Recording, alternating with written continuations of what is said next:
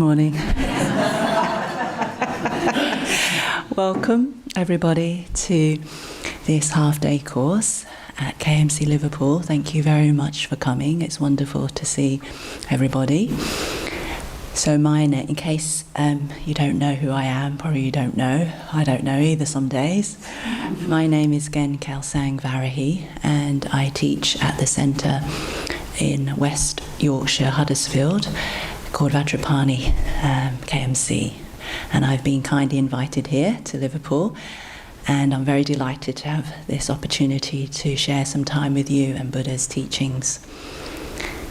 So I can't remember the last time I was in Liverpool, a good few years back anyway, but as I was saying to Gentalopa earlier, I just feel the people in Liverpool have such big hearts. You can really feel that, and that's wonderful, because then we've got we know where we're starting, that good heart. So we have a couple of sessions in this half-day course looking at dealing with self-criticism and negative feelings. So just to know, is anybody quite new to meditation or the teachings? Okay, only a couple of people. That's okay, it's all good, because whatever we're going to hear, for each one of us, it's going to be beneficial, because it's going to help us with overcoming our real problems, which are inside our mind. We need to know that all our problems, every single living being's problems, are inside their mind, not outside. And if we can improve and remedy those negative, unhappy minds, then in reality, if our mind is peaceful, we don't have a problem. This is a very, very important truth that we need to know in our heart. And recently in the Spring Festival teachings, Gena Kanrab was reminding us what Geshe said, how even when we experience suffering, we don't necessarily have to suffer. How's that possible? Even when we experience suffering, we don't necessarily have to suffer. Why? Because if we have inner peace, we do not suffer. Suffering comes from lacking inner peace. As many of you know, we'll have lots of outer problems. Things go wrong in our day, things don't work out, our body hurts, people, give up on us, they let us down, all sorts of outer problems, things don't work out. But if our mind is peaceful in response to those outer problems, do you have a problem? Your mind's peaceful.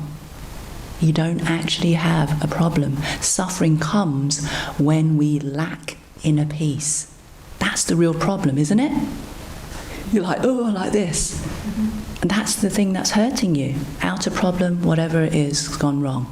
And you can try to find a solution for that. But we need to recognize my real problem. Suffering comes to me because I'm lacking inner peace. That's what we need to deeply know. And so if you've heard these teachings before, you think, I want to know this deeper and deeper so that I can really solve my problem. And if we're new, we think, great, I'm just beginning to develop this wisdom.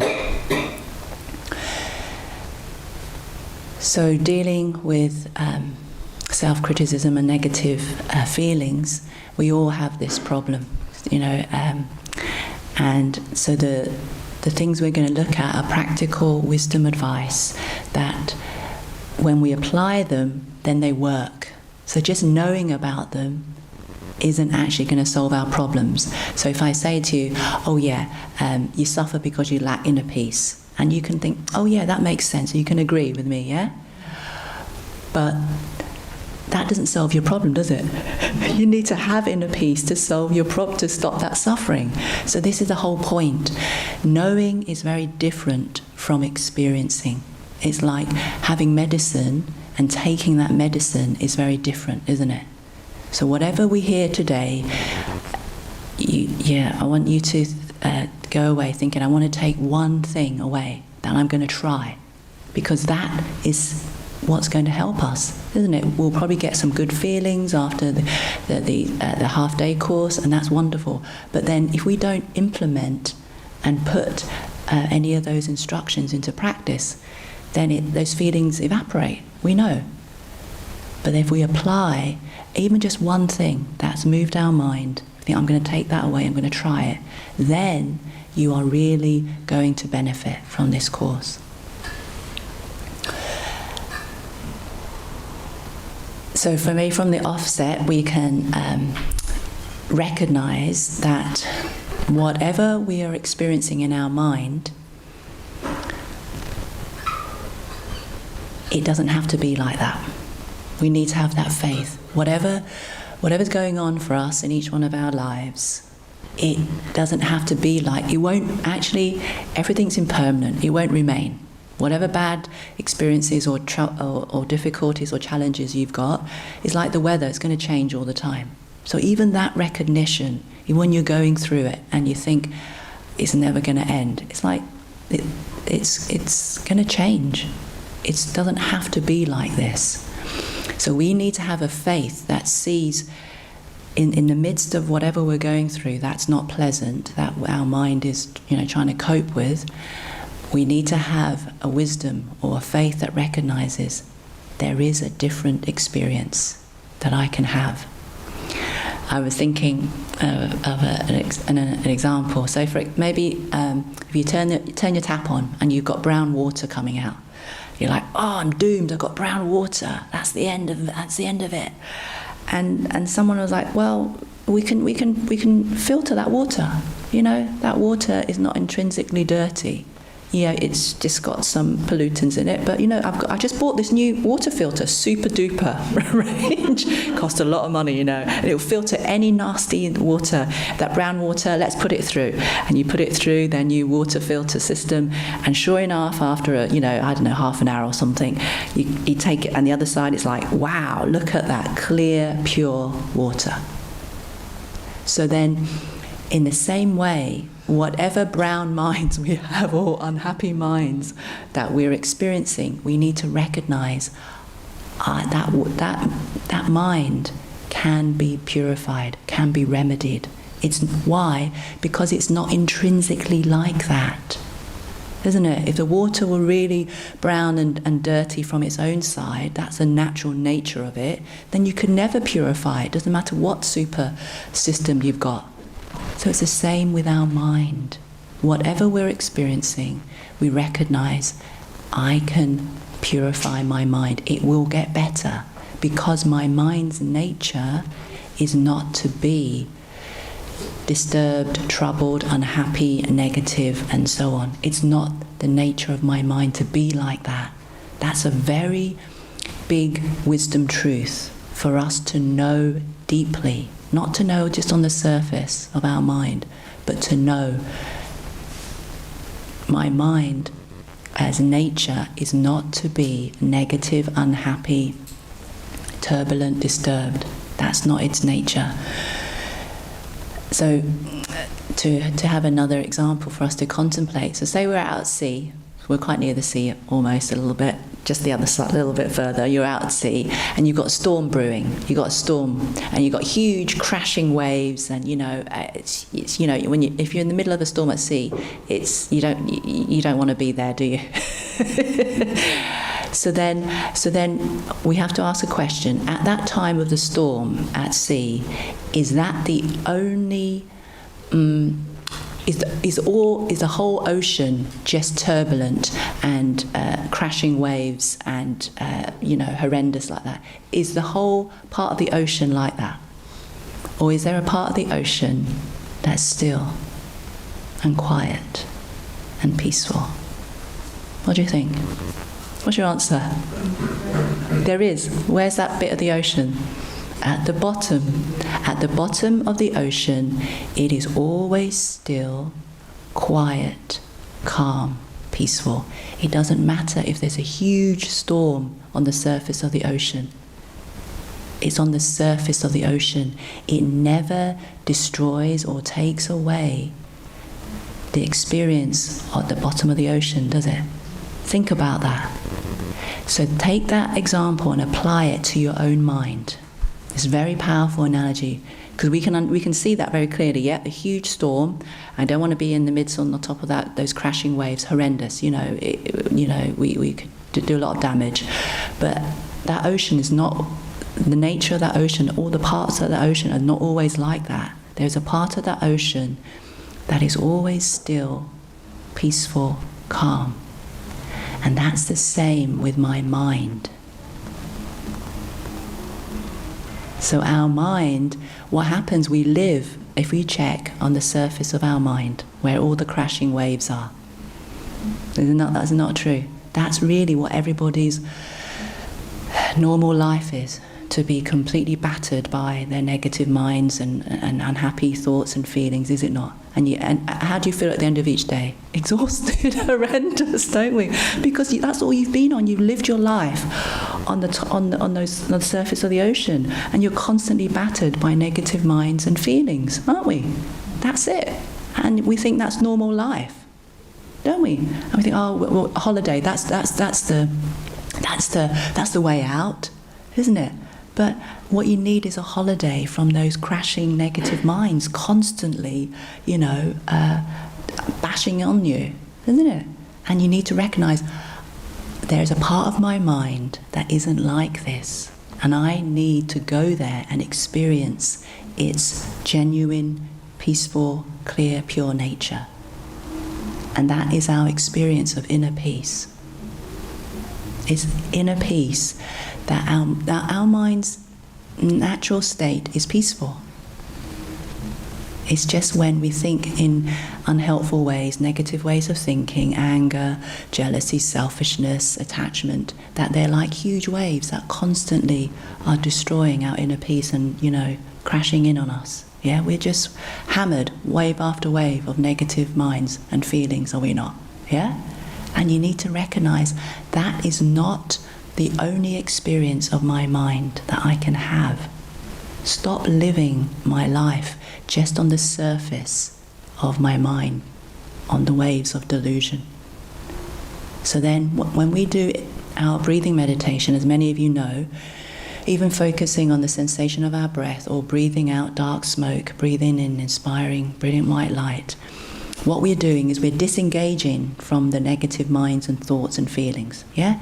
So then we're not thinking them. We're placing our attention on a neutral object, such as our breath.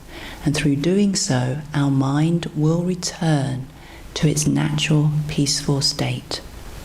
It will naturally become manifest. It's like you imagine we're literally dropping down from the crashing waves on the surface of our mind down to our heart center, which is like the depths of the ocean. And then, so we'll do our breathing meditation, and after 10 minutes or so, I'll get you to become aware of your own experience of inner peace in your heart area, the center of your chest, heart chakra, not your physical heart, but here, yeah, where you feel it. And you're like, there, I'm gone home to my peaceful heart. How my mind actually is when I don't have all the negative thoughts and unhappy minds constantly, crashing in and destroying that inner peace. It's there. And then we begin to identify with our mind's actual pure nature, who we really are, that peaceful mind.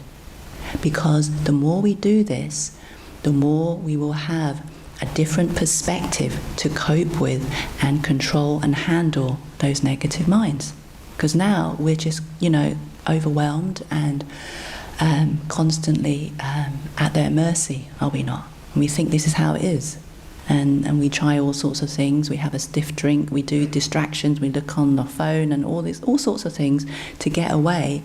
But actually we're still on the surface of our mind. So we're still, so distractions are still waves that destroy our inner peace. We need to experience our mind's pure sensual nature. So we'll do this meditation, and we will come to deeply value and understand and appreciate our own mind's peaceful nature, and then begin to identify with that peaceful mind as who we are. It's so important, because because now, as we'll look at, we think I on the negative, unhappy thoughts and feelings, don't we? So then I'm feeling bad, or I'm rubbish, or I'm angry. So then that's what you are. You've trapped yourself through a thought. It's horrendous, but that's all we've done. So then now we are experiencing a positive, different perspective. In truth, who we are, at peaceful mind. Okay, so let's do some meditation to find and experience our own inner peace, because that will already indicate the solution. So we can sit comfortably, our back straight but relaxed. We can place our hands in our lap and lightly close our eyes.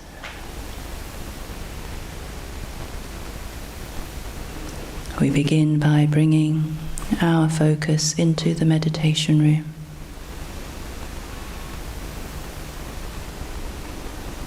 And bring our awareness to our body and relax any areas of tension we find.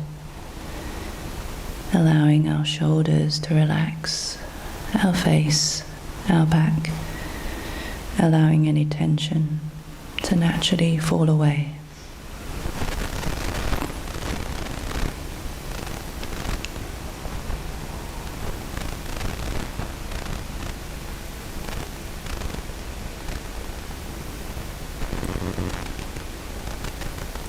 And bring our awareness to our breath, breathing naturally through our nostrils, just gently, naturally.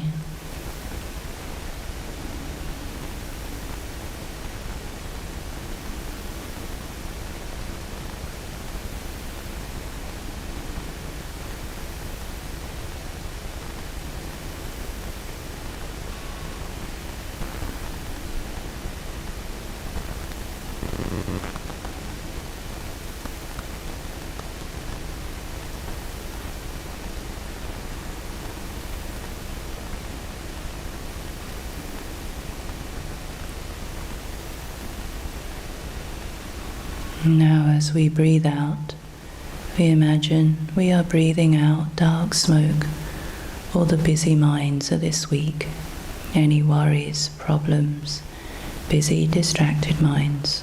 We breathe them out in the form of dark smoke that simply disappears in the distance.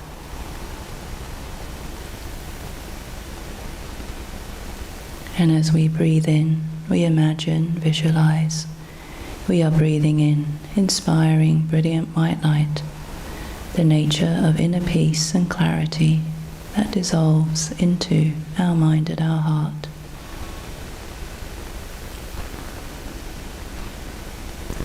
The object of our meditation is breathing out dark smoke and breathing in inspiring, brilliant white light. Really try, through the force of your determination, to keep your attention focused on this for the next few minutes.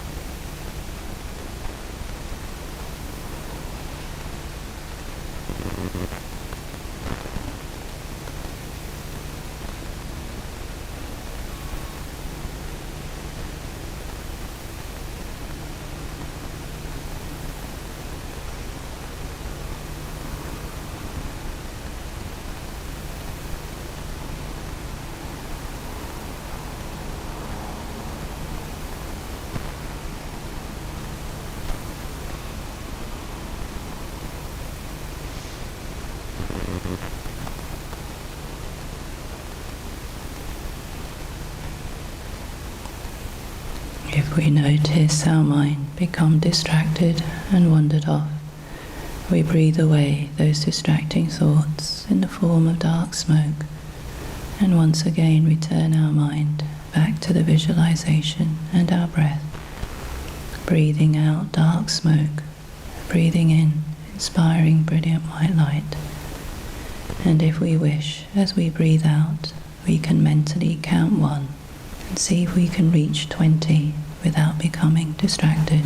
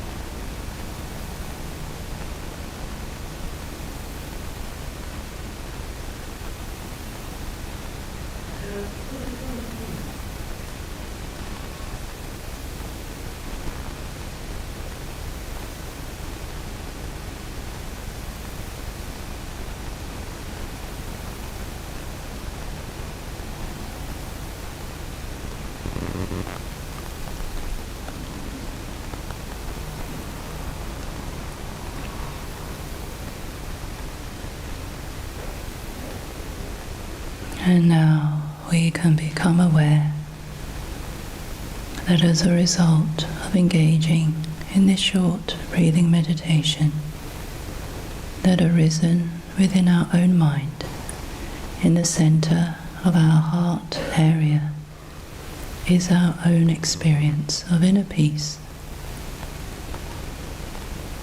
That peaceful mind, no matter how small. We simply allow our mind to relax into that peaceful space in our heart area. Allow our mind to rest and enjoy the space of our own inner peace.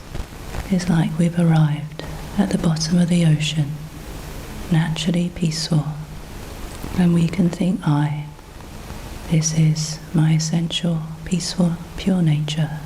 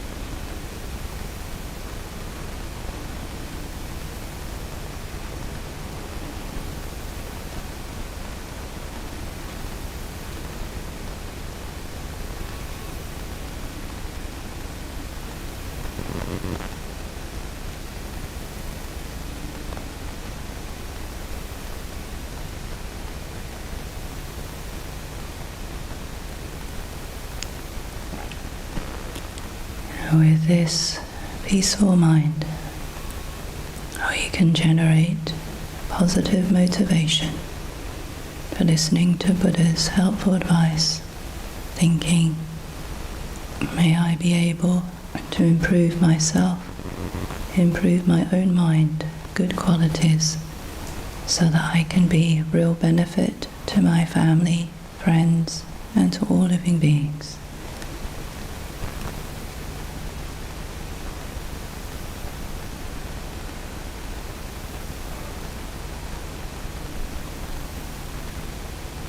With this good heart, good motivation, we can engage in the liberating prayer, requesting Buddha to help us develop our own mind of inner peace, like he has developed his into a pure mind.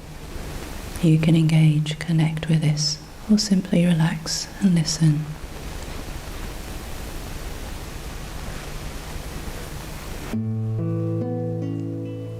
O Blessed One, Shakyamuni Buddha, precious treasury of compassion, bestower of supreme inner peace, you who love all beings without exception, are the source of happiness and goodness, and you guide us to the liberating path. Your body is a wish-fulfilling jewel. Your speech is supreme purifying nectar, and your mind is refuge for all living beings. With folded hands I turn to you, supreme, unchanging friend. I request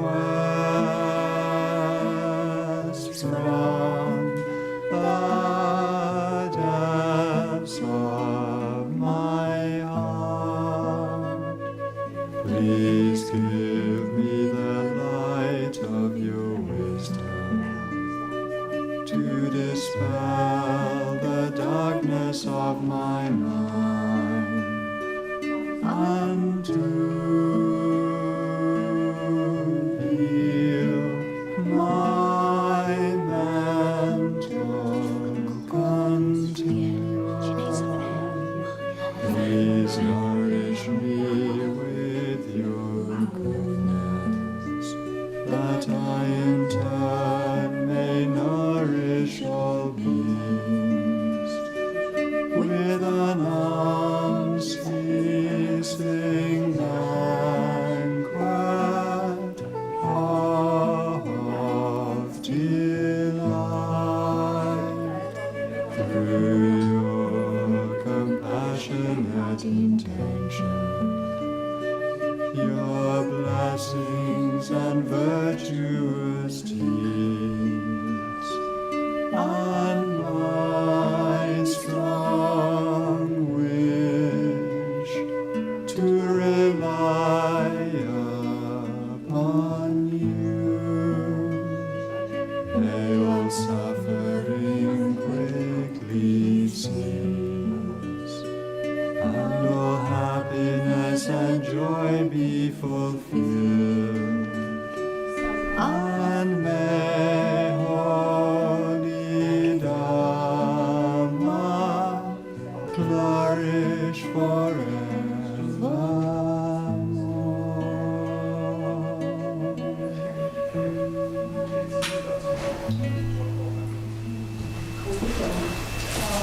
do you think?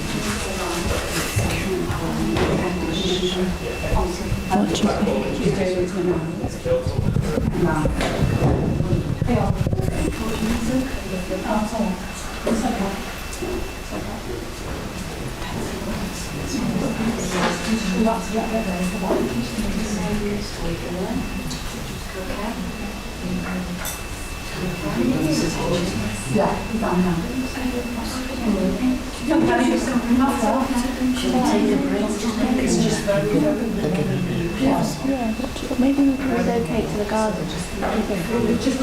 Relocate to the garden.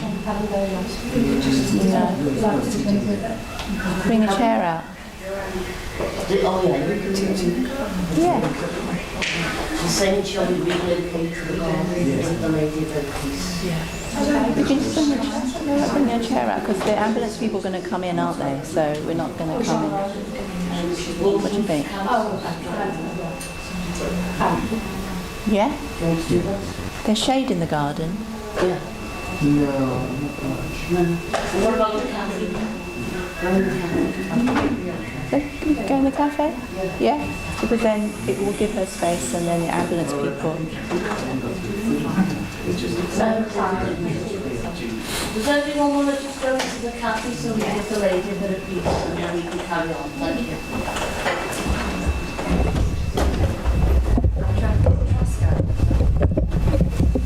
You guys go, follow. Go. She's not been feeling good this morning. She just collapsed. She's all right. She's been a bit sick and she's been out of consciousness. We don't know what's the matter with her. Maybe if we get everyone settled into the cafe, I'll come in and Storm. Do you want to settle it? it's very warm. It's And very we can open the cafe door as well. Do you think that's the best location, the cafe? Do you think that's a better location than the garden? Or the garden? Just suss it out. But then you've got it's the sound, isn't it? We're going to get music from the festival. Yeah, let's stick with the cafe. Are you Yeah. sure? Yeah. Yeah, because that OA thing, you just hear the bass music.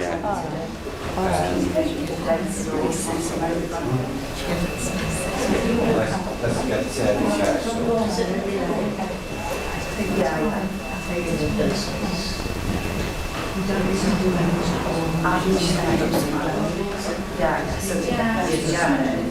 Once I get clients on first, Yeah, yes. don't worry, she's coming out. She's awake now. Yes, the heat. It's really, she needed a lot of air more, and that's. Is she a regular Sangha member? Go get some more. She's from She's from Castell.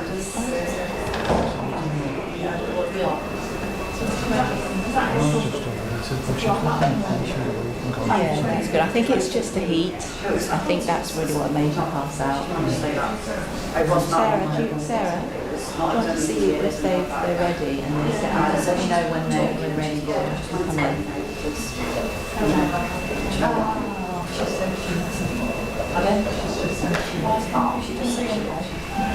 Cameras and options.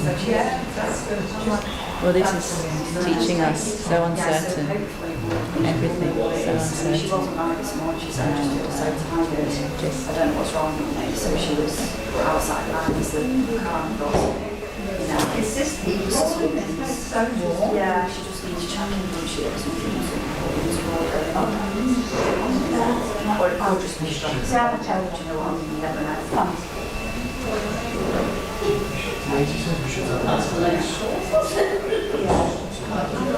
Alright, no worries, don't worry, so let me, Here. Here you go. Thank you.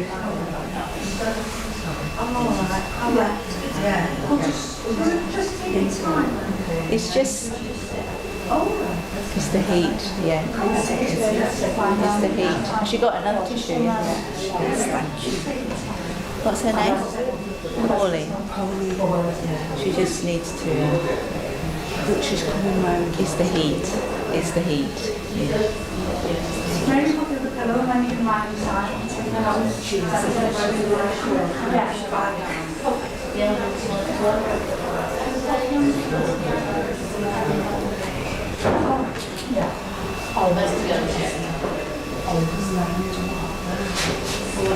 take your time. I know you wanted attention. Nice to speak to you.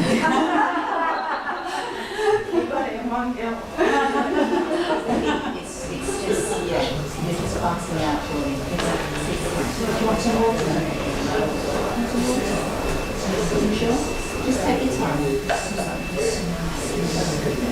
Yes. Otherwise, just keep breathing now. Keep breathing.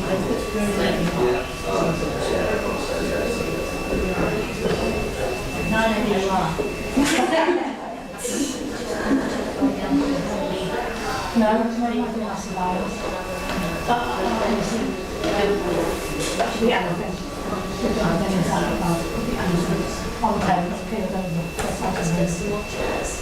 Just go around there, isn't it? No, I'll walk on some of them. On the desk. Exactly that. Wait on.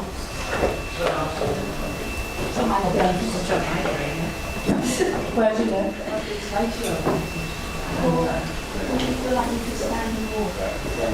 Let's try the standing walk in general. Because then you lie down more comfortable.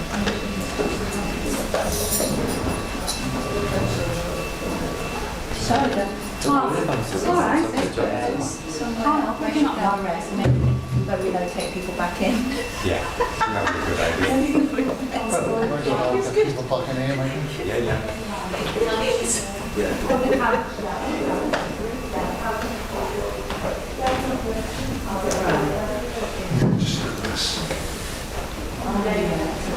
Okay.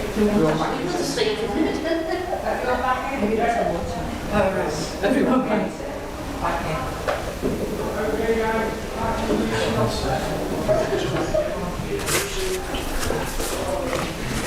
Do you want any more tissue? Did you borrow it? Not the thing, but.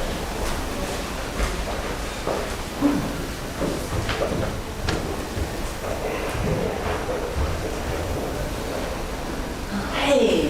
Hello, you. Oh, so lovely to see you. What's your name? Simon. It's good to meet you, Simon. Good to see you. I was thinking, That's what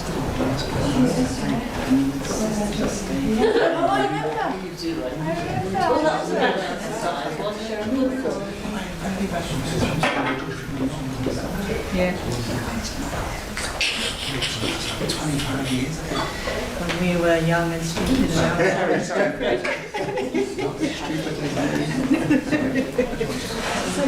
I was so much to see you.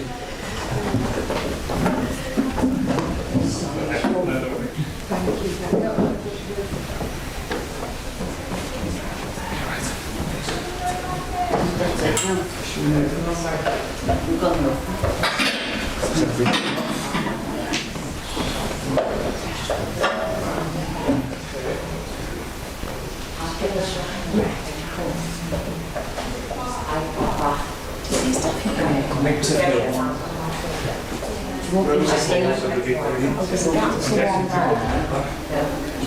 I think it's got less difference from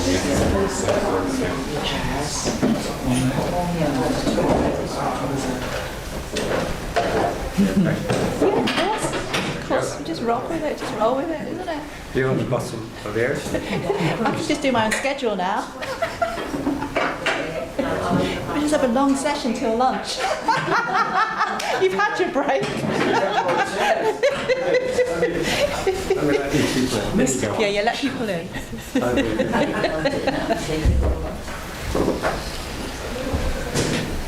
We're just doing this to test your patience. It's just out of problems, not problems. We've opened them all windows. I'll leave the door open. I think Sue's opening one at the back. We'll leave the door open. There we go. Thank you, everyone. Is everyone back here? Who wants to come in? Leave the door. No. We've got the windows wide open. What's going on? In you go. That's all we're doing.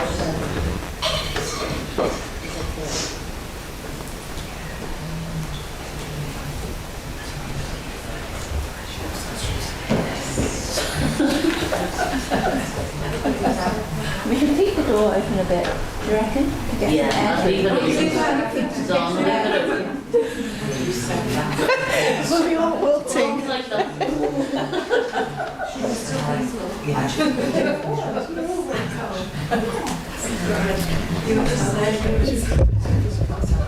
What was that you said about inner peace? Inner peace. Welcome back. That was a very quick first session. So this session we're going to run right through. So sometimes our self will do anything to get attention. So now Pauline, I know who she is now.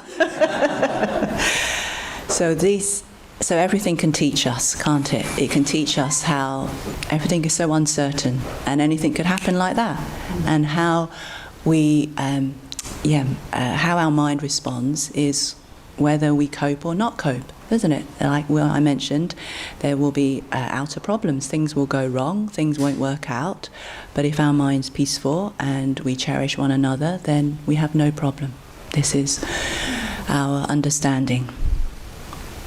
So in our meditation, we established and experienced our own peaceful mind. That peaceful mind needs to become our genuine way to identify ourselves. That's our problem. We don't. So when I say to you, "Oh, how do you feel about yourself? Do you like yourself? Don't like yourself?" You'll have all these things. "Oh, well, I'm not very good." All these list of faults that you'll have with yourself. It's very rare when someone asks you, "What do you think about yourself?" and someone says, "I'm really happy with myself." It's a very rare answer, isn't it? Can we say that? "I'm really happy with myself. I've got faults, but I'm going to overcome them. I'm so happy." That's a very rare answer, isn't it? Because we don't identify ourselves correctly. Because what we do, we identify ourselves on those negative ways of thinking and negative feelings and hurts and pains, and sometimes, quite often, we blame ourselves, do we not? That's what we do. We have anger, and that anger we direct it at ourselves. It's actually very common. Is there a little bit of reverberation with the thing? Is it all right? Is it all right? Okay. It's just me. It's just me. Everyone else okay? Okay. Yep. So then we can't. We can see how we don't identify ourselves on our peaceful mind, and we're not happy when we think about who I am, because we are not, connecting up with our peaceful mind and thinking, in essence, this is who I am, because that's the truth, isn't it? Would you say, so who are you really? Are you those angry minds, upset minds, selfish minds, depressed minds, anxious minds? Is that who you want to be? No. And if it were who we are, it would follow we would always have to be like that, doesn't it? Because if you stop being anxious or upset or annoyed, you would, if that was who you are, that was your actual nature of who you were. If you stop being anxious, stop being unhappy or negative or annoyed, you would actually disappear, wouldn't you? Because that's who you are. That's logical, isn't it? So, of course, when we understand it like that, I have those minds, but they're not who I am. Like the ocean has waves, but the waves are not an intrinsic part of the water, are they? They're just created, aren't they? Through certain conditions, stormy conditions, and other things, the waves arise from the ocean. But the waves are not the ocean's nature always to have waves. It's just water, isn't it? Water churned up or whatever. Yeah? So we have unhappy, negative minds. It's just delusions churned up from the ocean of our mind. And when we have delusions, those negative minds, they destroy our inner peace. Even a little bit of irritation. You get a text, someone says something, giving you some critical feedback, and immediately you might think, they're always picking on me, they're always saying I'm not good enough, and so on. And then you can start building up a whole catalogue of previous times when they said, unhelpful or unkind things to you, and all of a sudden you're like, I'm going to tell them I'm going to give them peace of my mind. Next time I see, I'm going to tell them, you can't treat me like this.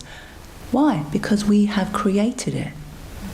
We've it's like a little ripple, a little wave, and then we've just built it up by inappropriate attention, concentrating in a way that brings about a strong mind of anger. So then that wave has arisen from the ocean of our mind. But it's not the essential nature of our mind to have those angry thoughts. So we're going to look at learning a state of mind that we need to train in so that we can restore our minds, restore our experience of our mind back to its peaceful state.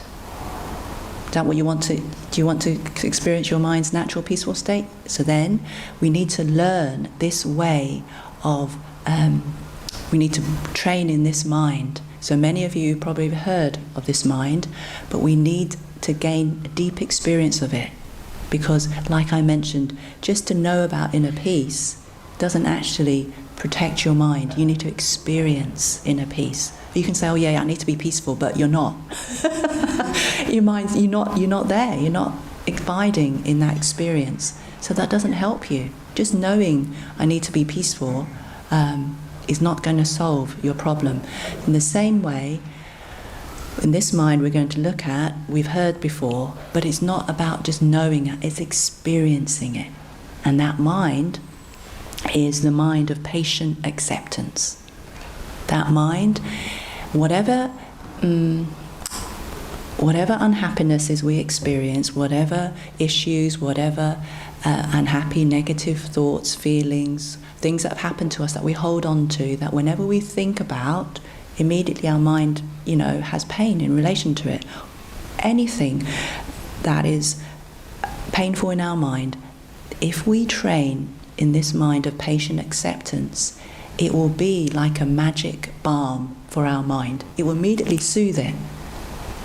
So because we'll understand that what actually causes us problems is the mind of non-acceptance. There's so many things that happen to us, how we are, what's happened in our life, what sort of characteristics we have and whatever, that we do not accept.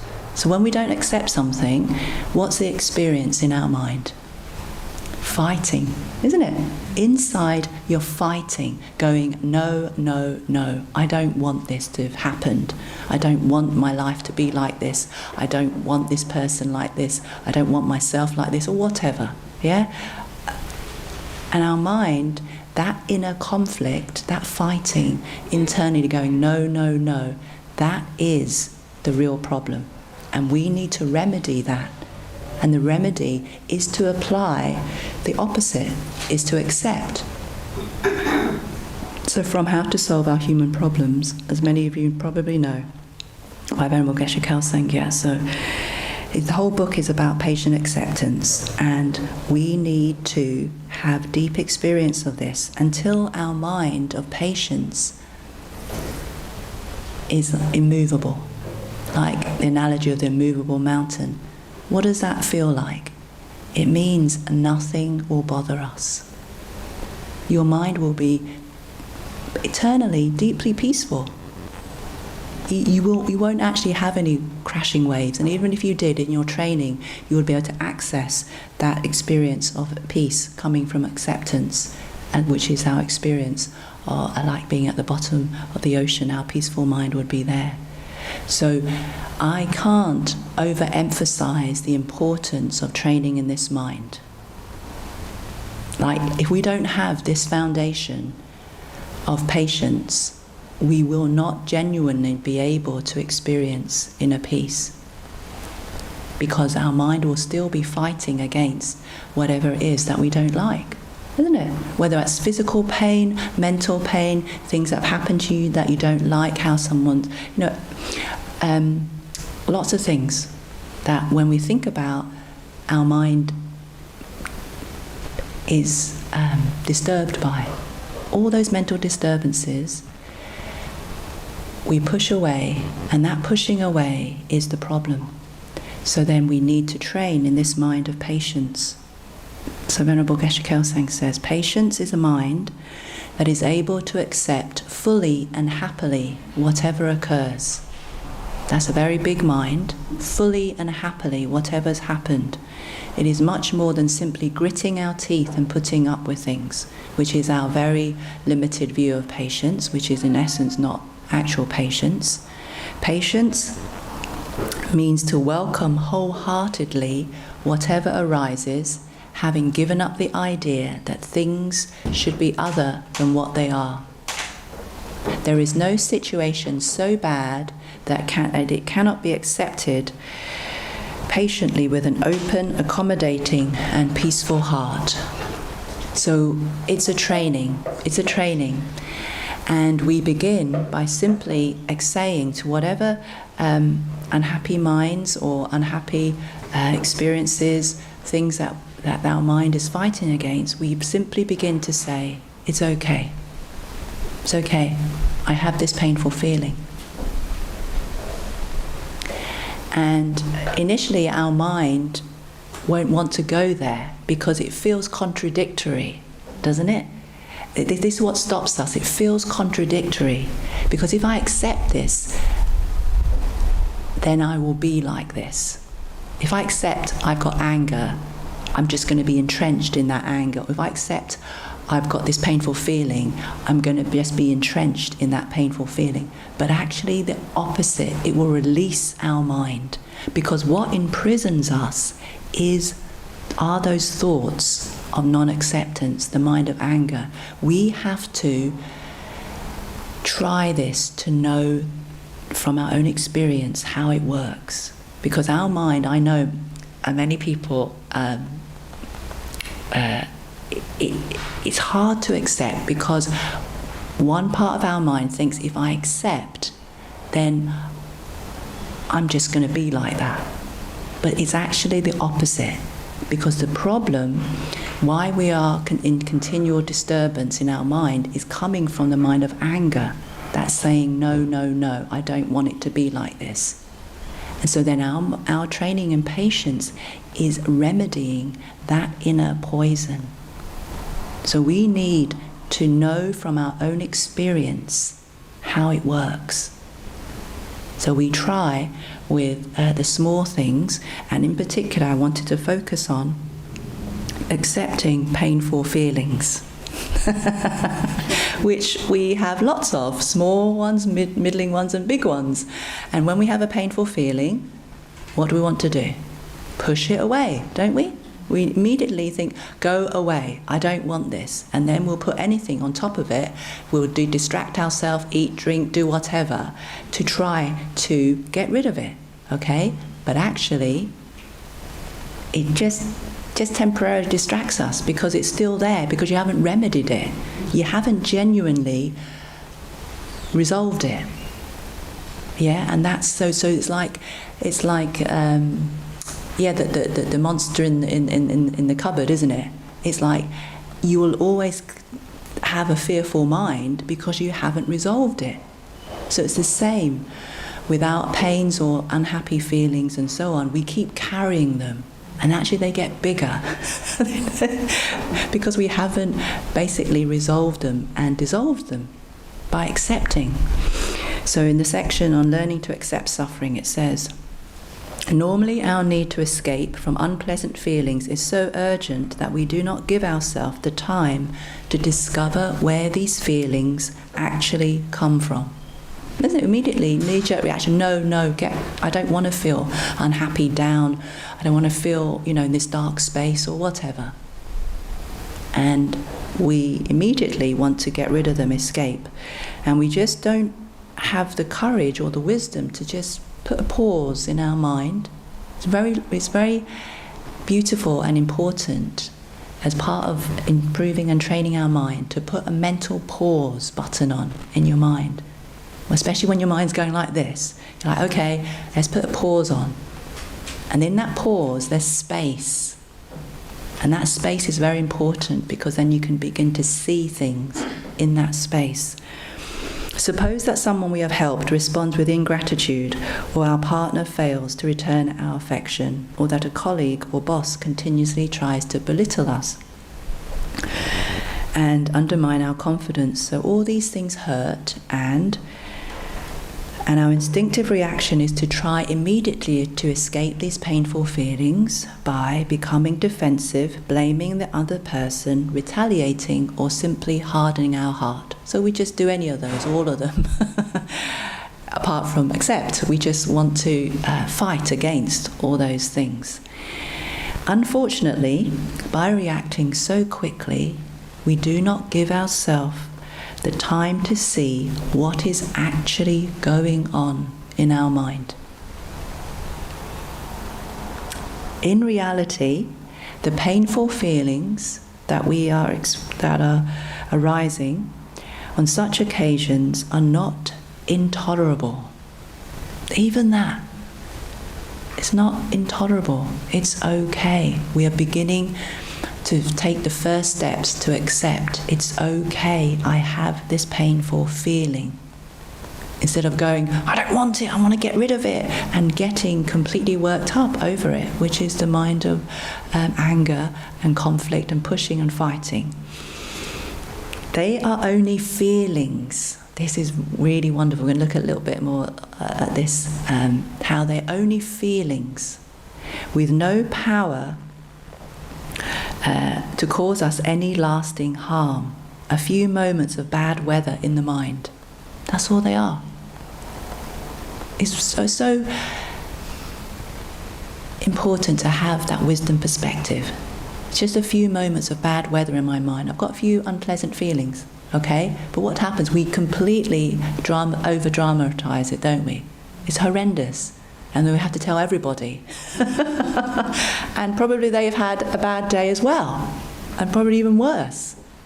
But for us, it is our complete exaggeration, and that actually makes it bigger, doesn't it? It just makes it huge. So what was just a small issue has become a huge issue because of our inappropriate attention. There is no need to take them seriously, which is the opposite of what we normally do. There's no need to take them so seriously. We are just one person among countless living beings, and a few moments of unpleasant feeling arising in the mind of one single person is no great catastrophe. You have to remember that wisdom so that you can apply it.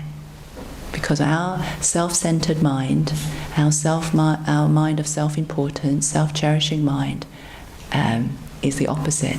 It's horrendous. Whatever small things happen to us, we want everybody to know about it, and we want, we make it into a huge, big deal. So we're putting it into perspective. It's just some painful feelings. Even that, it's just painful feelings. A few moments of bad weather in the sky of my mind. And that's another beautiful analogy for us to contemplate and deeply understand. You can have a storm now instead of the sea. Well, it comes from the sky anyway. So you can have a storm in the sky, or the sky is, covered with clouds, stormy and raining and so on. But the sky is the sky afraid. It's like, oh my God, I've got these clouds and they're just wreaking havoc. The sky is not at all afraid of the clouds or the stormy weather. Why is that? Because the sky is not the clouds or the storm. Really think about that. Okay? I have some unhappy feelings, painful feelings, unhappy minds, negative feelings, and so on. I don't feel good. They have no power to destroy my mind. Even just that wisdom perspective, like I am the sky, and the painful feelings are just like the clouds or the stormy weather in the sky of my mind. Just that. If you have that distinction, you'll be able to accept it's okay. Cause and conditions come together for a storm. The storm passes, doesn't it? So cause and conditions come together, and you're just having some unpleasant feelings for a few moments today. It's okay. So we need to train in this wisdom perspective, because our other response is like, no, it's not okay, I don't want it, and then we fight, and we have non-acceptance and anger, and that itself is the actual real problem. That's actually the real problem. That's what's destroying the inner peace in our mind. Because earlier when I said, if our mind is peaceful, we do not suffer. Yeah? Suffering comes from lacking inner peace. So when you accept, so you got some painful feelings and you're like, it's okay. It's okay. You might still have some painful feelings, but actually you're not suffering. Why? Because your mind is peaceful with the acceptance. Suffering comes from lacking inner peace. When you're inside and you're looking at a storm outside, and you're like, there's the thunder coming and there's the lightning, and look at that. You can just enjoy it, can't you even? Yeah?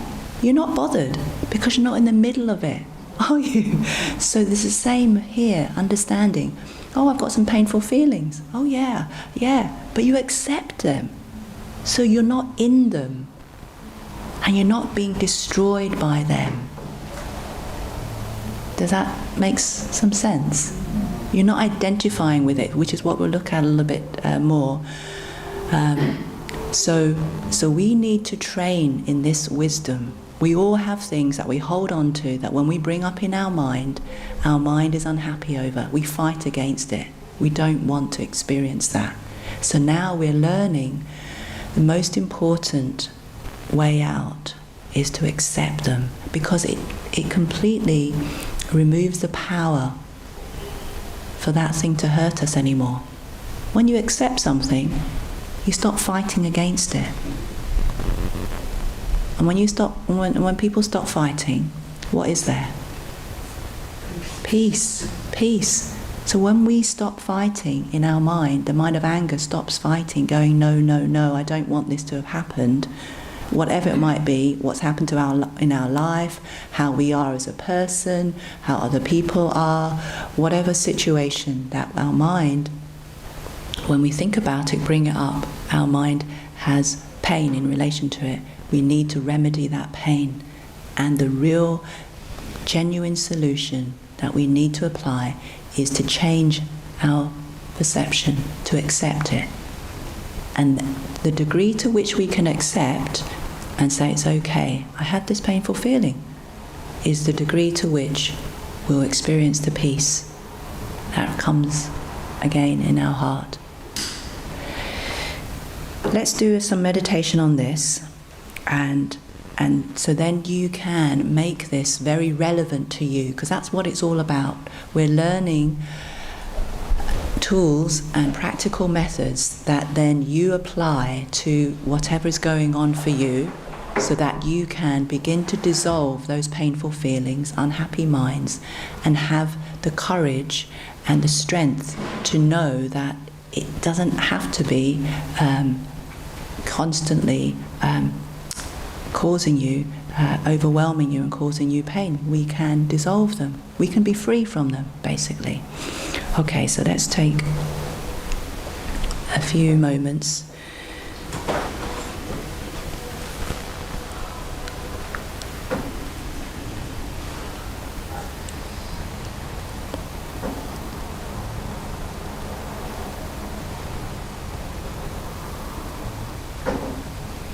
So we can bring our awareness down to our mind and our heart. Like when we experienced our mind of inner peace. We imagine we drop down from the surface of the ocean where the crashing turbulent waves are on the surface, and we imagine we go down to the depths of the ocean, like dropping our mind down to our heart, the center of our chest.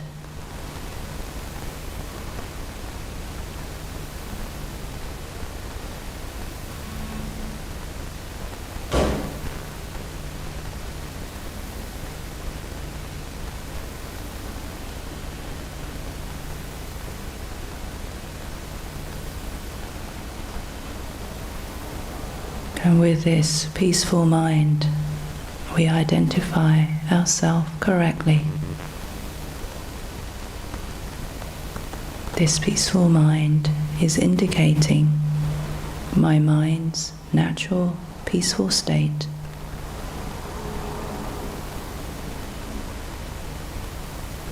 In essence, who I really am.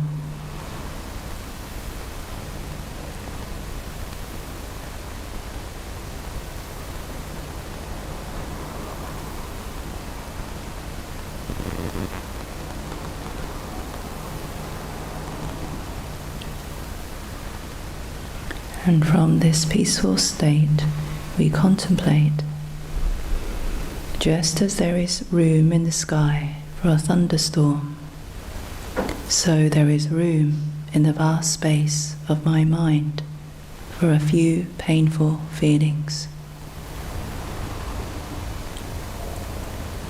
And just as a storm has no power to destroy the sky, so unpleasant feelings have no power to destroy my mind.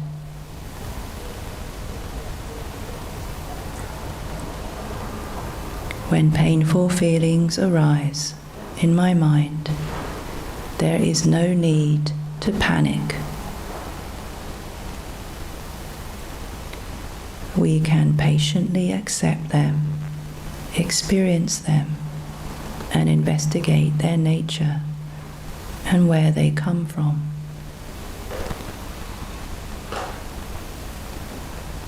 When we do this, we will discover that painful feelings do not come to us from outside, but arise from within our own mind.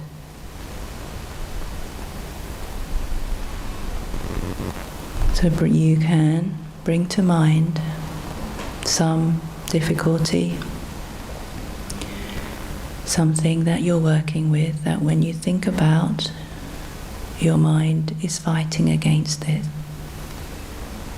Whether that's in relation to how we think about ourselves, what's happened to us, that our mind is still not able to accept, or things in our life.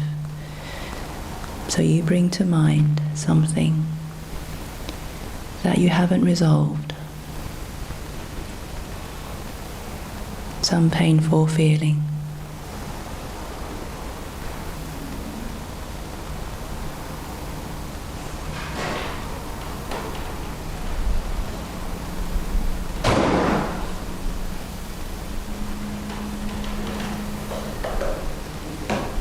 And you apply the training of patient acceptance. It's just painful feelings, a few moments of bad weather arising in my mind, with no power to destroy my mind. And we can accept it's okay. I have this painful feeling, but I'm not this painful feeling.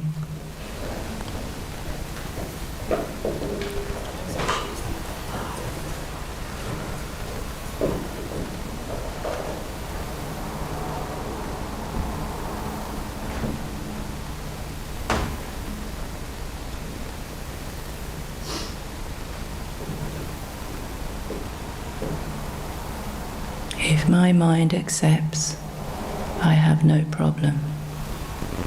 The problem comes from fighting and non-acceptance.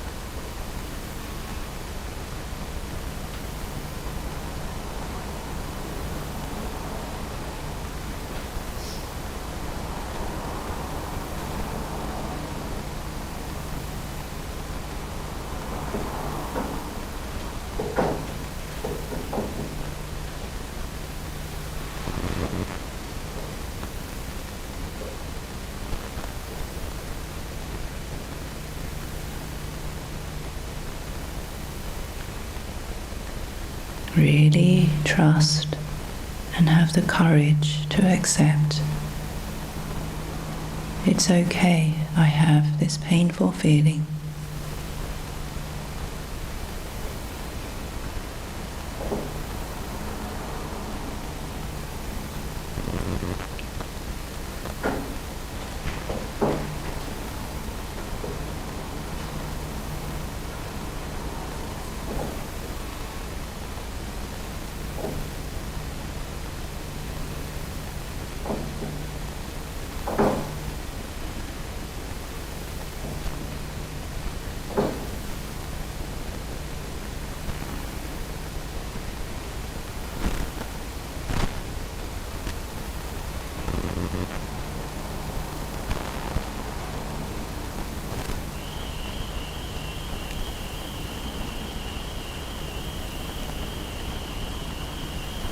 When our mind accepts, we will experience the peace that comes when we stop fighting.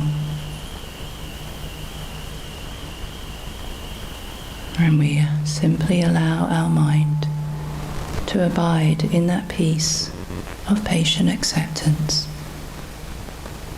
which is the source of our happiness.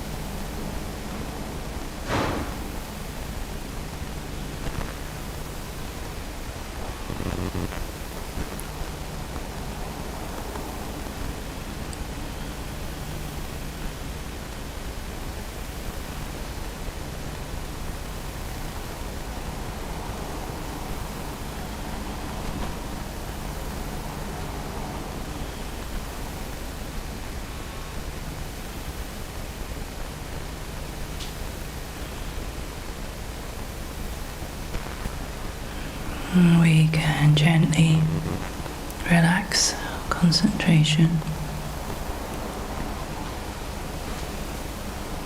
and before we arise, we can dedicate all the positive energy that we've gathered so that all living beings everywhere find freedom from every pain and suffering. All fighting quickly ceases, and everybody comes to experience the peace, happiness they're looking for.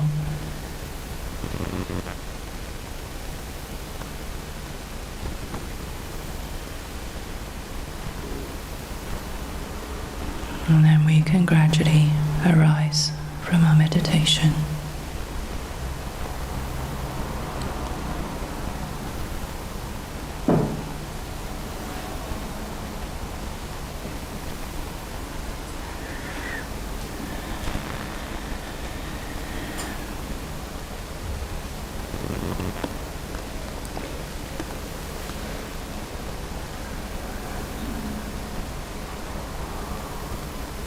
So our training in patient acceptance is going to be our best friend, our own protector, which overcomes our own worst enemy, which is inside. So Buddha said, you should become your own protector, not your own enemy. Our enemies are our own negative habits of mind, our minds of anger, that we focus on ourselves. Why are you like this? Why can't you be different or whatever? You know, we think that, and whenever we think about who we are, we have this mind of anger towards, and we can hold this a long time. And that mind of anger will manifest itself in physical sickness and other things. So I would really encourage you to, I'm sure you'll have opportunities to train in this mind, to accept. Instead of, whenever our mind is disturbed, okay, it's disturbed because there's the presence of delusion, negative thinking that's happening in our mind. We need to know when my mind's disturbed, it's not peaceful. It's like the storm's brewing. Why? Because the delusions are at work. So then you need to catch it at the beginning instead of allowing the big storm to, build up. And you can't do anything, can you? If you've got a huge storm, you just have to batten down the hatches. But if you can catch your unhappy minds, like every day, you can, unpack your day and think, okay, I wasn't happy with this, and just resolve it, accept it, let go of it.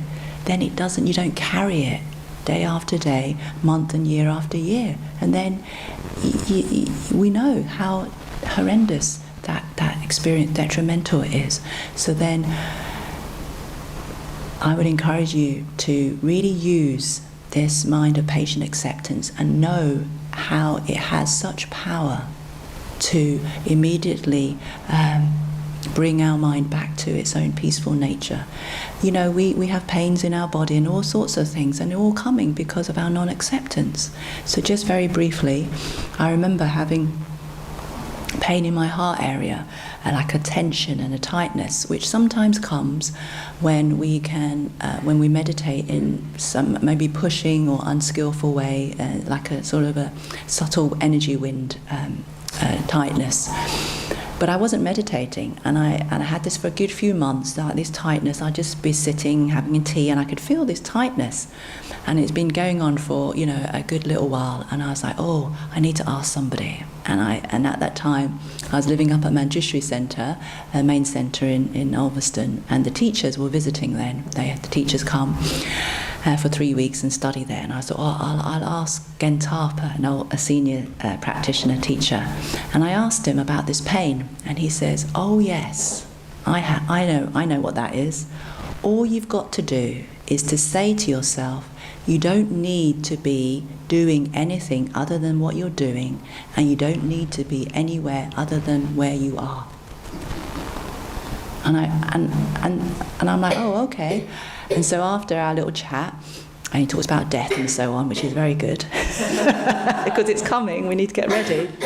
So then I wasn't even meditating, I just said to myself, you don't need to be doing anything other than what you're doing, or being anywhere else other than where you are. And I tell you, that pain instantly went away. And I wasn't even, meditating and more, absorbed. Just literally saying that to myself, giving myself that permission to accept, basically, what I'm doing, where I am now, is fine. And it went. So I'm just saying, we put lots of non-acceptance, layers of it in our mind, which basically make our mind painful and unpeaceful, because we don't accept how things are. Every single moment, think about this, is perfect. If we can accept it for what it is.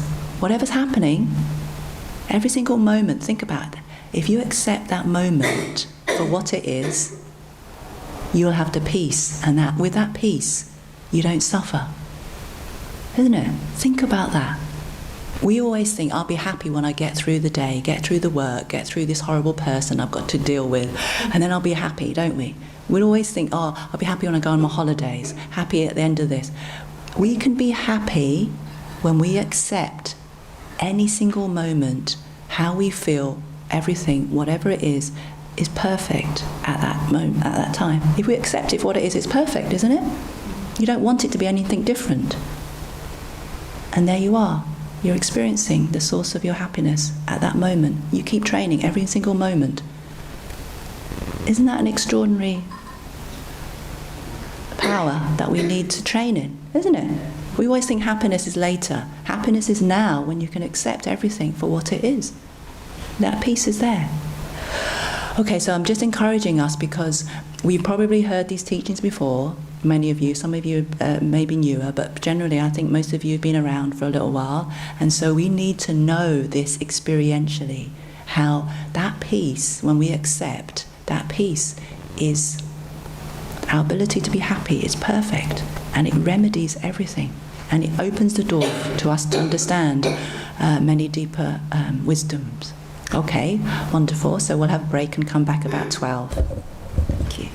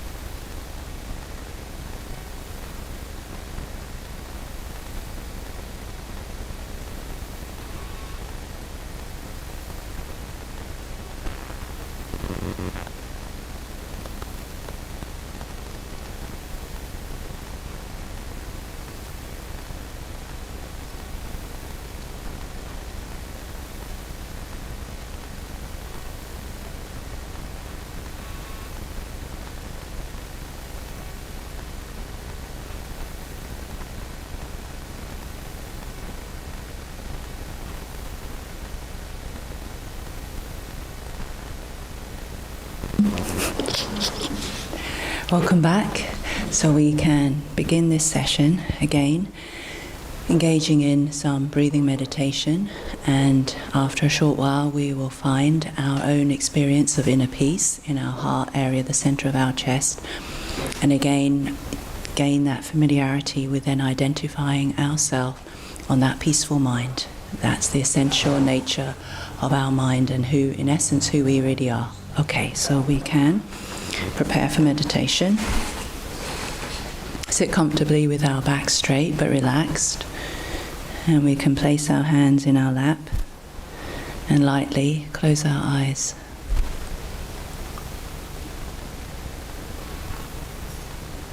Begin by bringing our awareness into the meditation room.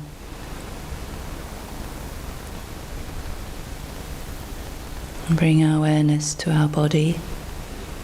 Relax any areas of tension that we find.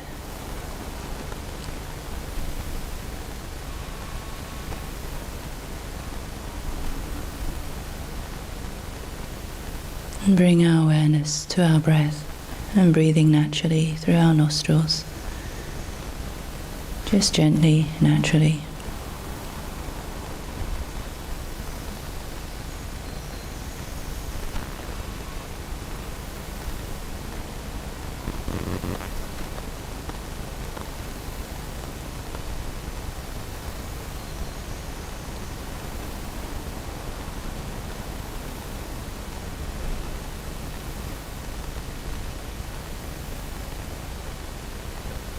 And now with our awareness, we find the sensation of our breath just inside the edge of our nostrils. Slightly cooler sensation of air as we breathe in. Slightly warmer sensation as we breathe out.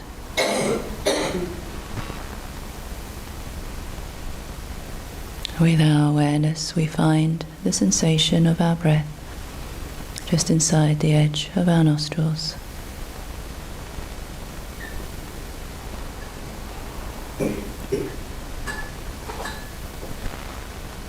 Once we have found the sensation of our breath, we have found the object of our breathing meditation, and then our job is to place our attention on that sensation, holding that moment by moment, to the exclusion of any other thought.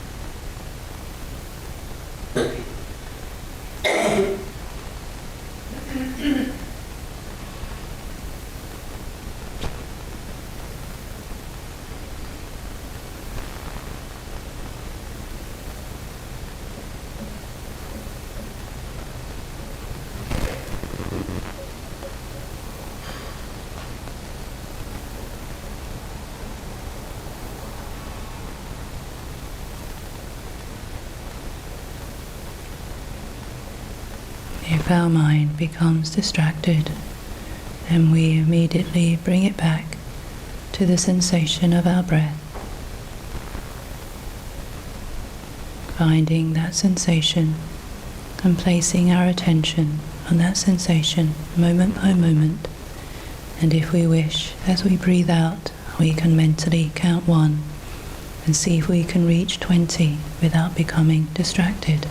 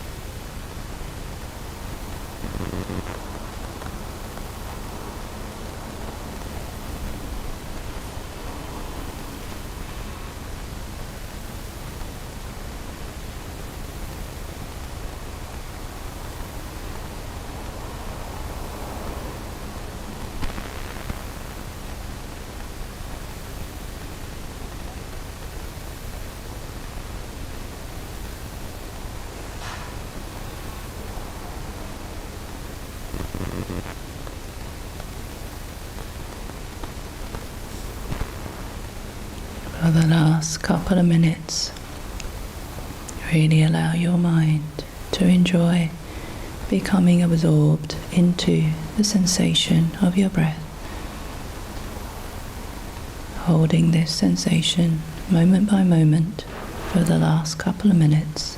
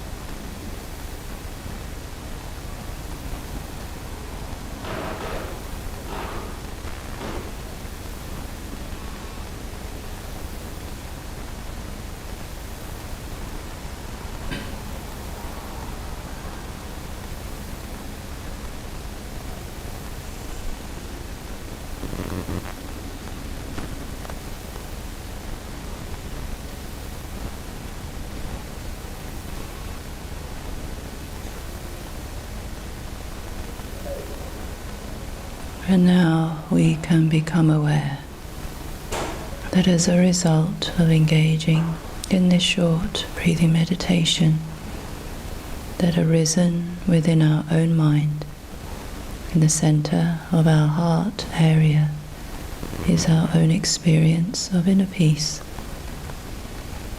That peaceful mind, no matter how small. And we simply allow our mind to relax into that peaceful space in our heart area.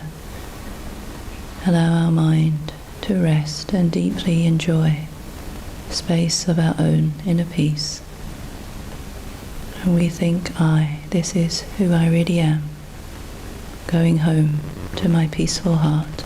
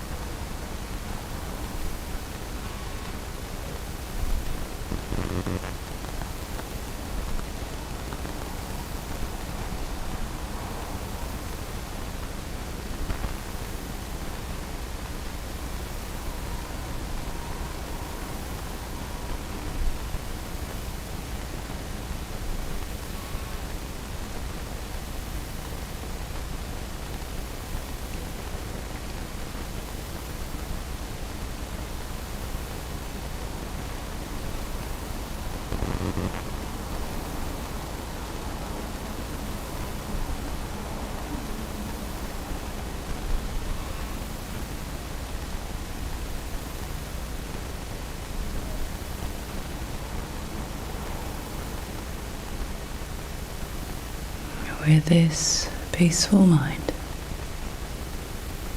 we can generate a positive motivation for listening to Buddha's helpful advice, thinking, may I be able to improve myself, improve my own mind, good qualities, so that I can be a real benefit to my family, friends, and to all living beings.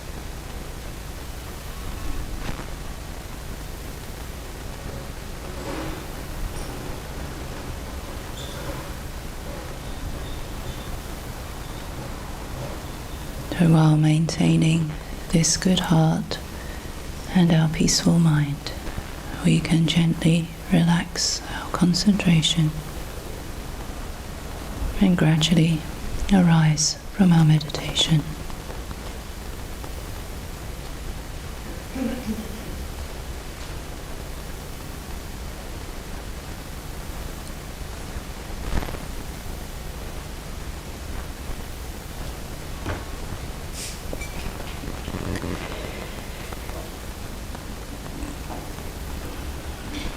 So maybe you noticed the difference in your mind, how when we were connecting up at the end to our experience of our peaceful mind at our heart, even though you could hear sounds, you weren't bothered by them, yeah? Because you were deeply connected to that peaceful mind, yeah? Whereas before, you're like still on the surface of your mind battling with those sounds, like they're taking you away and so on, distracting you. And so you didn't have that peace to protect you. But then you keep your attention on your breath, and from focusing on your attention on your breath, neutral object, from concentration comes peace. And so then we're not allowing our mind to wander away to distracting objects and thoughts. And if we keep our focus, our attention on our breath, then gradually our mind becomes more and more peaceful through our concentration, and then we can find that peaceful mind at our heart. And then, yeah, even though we're hearing noise, it's like you're at the depths of the ocean, isn't it? The waves can still be crashing, but your mind is not affected, isn't it? So you can feel, so we need to recognize that power. I need to find and experience that peaceful mind. Not just a little bit during the day when I'm doing some, sitting meditation, but when my mind goes off, becomes, unhappy, upset, unpeaceful, disturbed, I need to find that peace, which is my ability to be free from problems and the ability to be happy. If our mind's not peaceful, it doesn't matter. They can have music blaring and nice food and sunny weather, but your mind's not peaceful. That doesn't make you happy, is it? The peace, the cause of our ability to be happy, that peace is not there.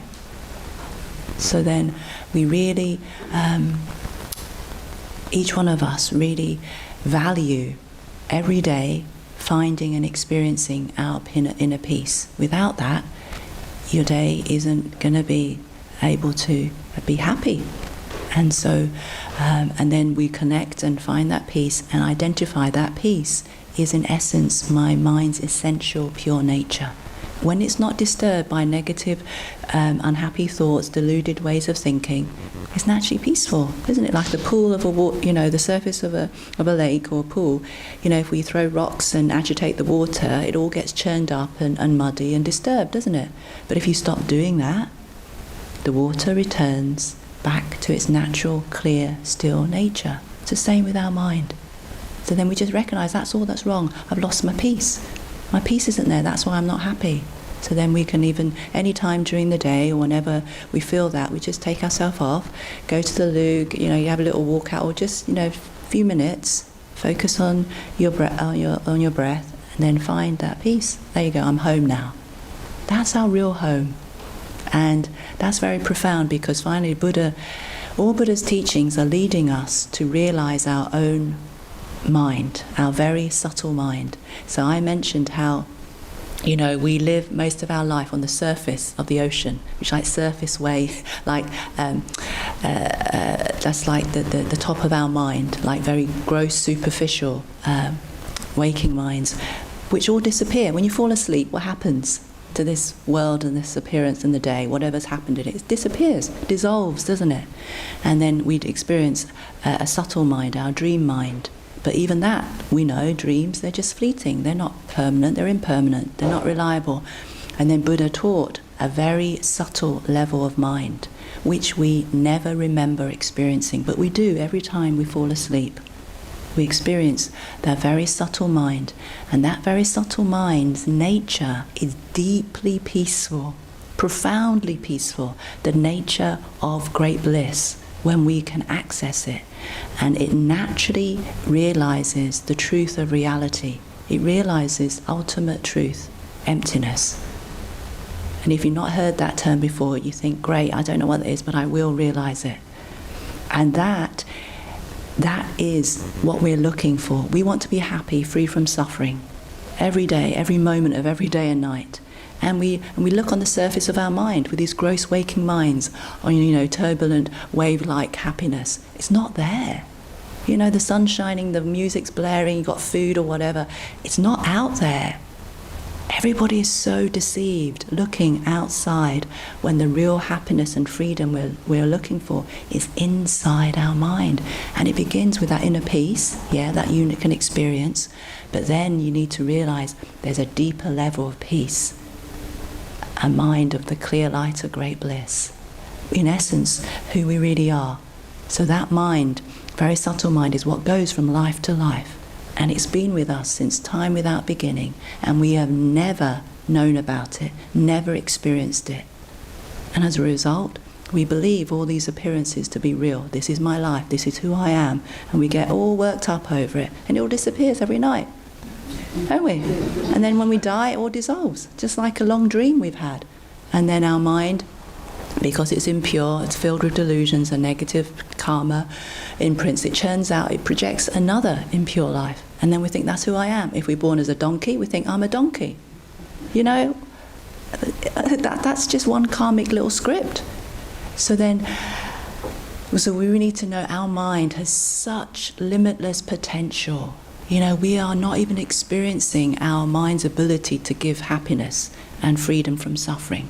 So I just want to encourage us to know that we're starting off on our experience of inner peace, and we know that peace, if I were to grow it, develop it, it would be radical, profound, completely transform everything and who I am and the world I live in. Buddha Maitreya said, impure worlds develop because living beings are impure. So we have an impure world, There's suffering in this world, we know right now, as we sit here in a relatively peaceful, a comfortable environment. We know so many thousands and thousands of human beings, horrendous suffering, we cannot imagine, okay?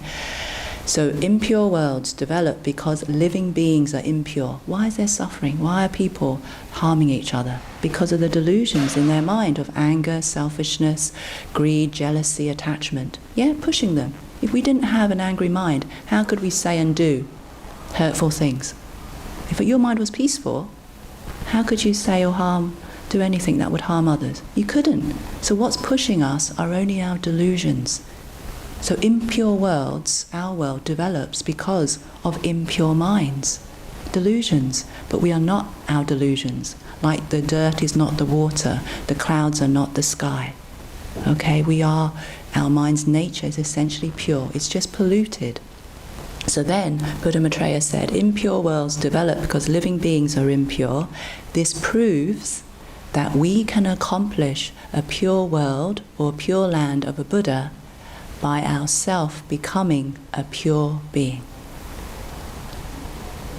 How else are we going to... So we all want to live in a pure world. Everybody. We want everyone to have world peace. But how's that peaceful world, that pure world going to appear? Do we get into a spaceship, SpaceX, and we get to a new planet where we can be happy forever, happy ever after?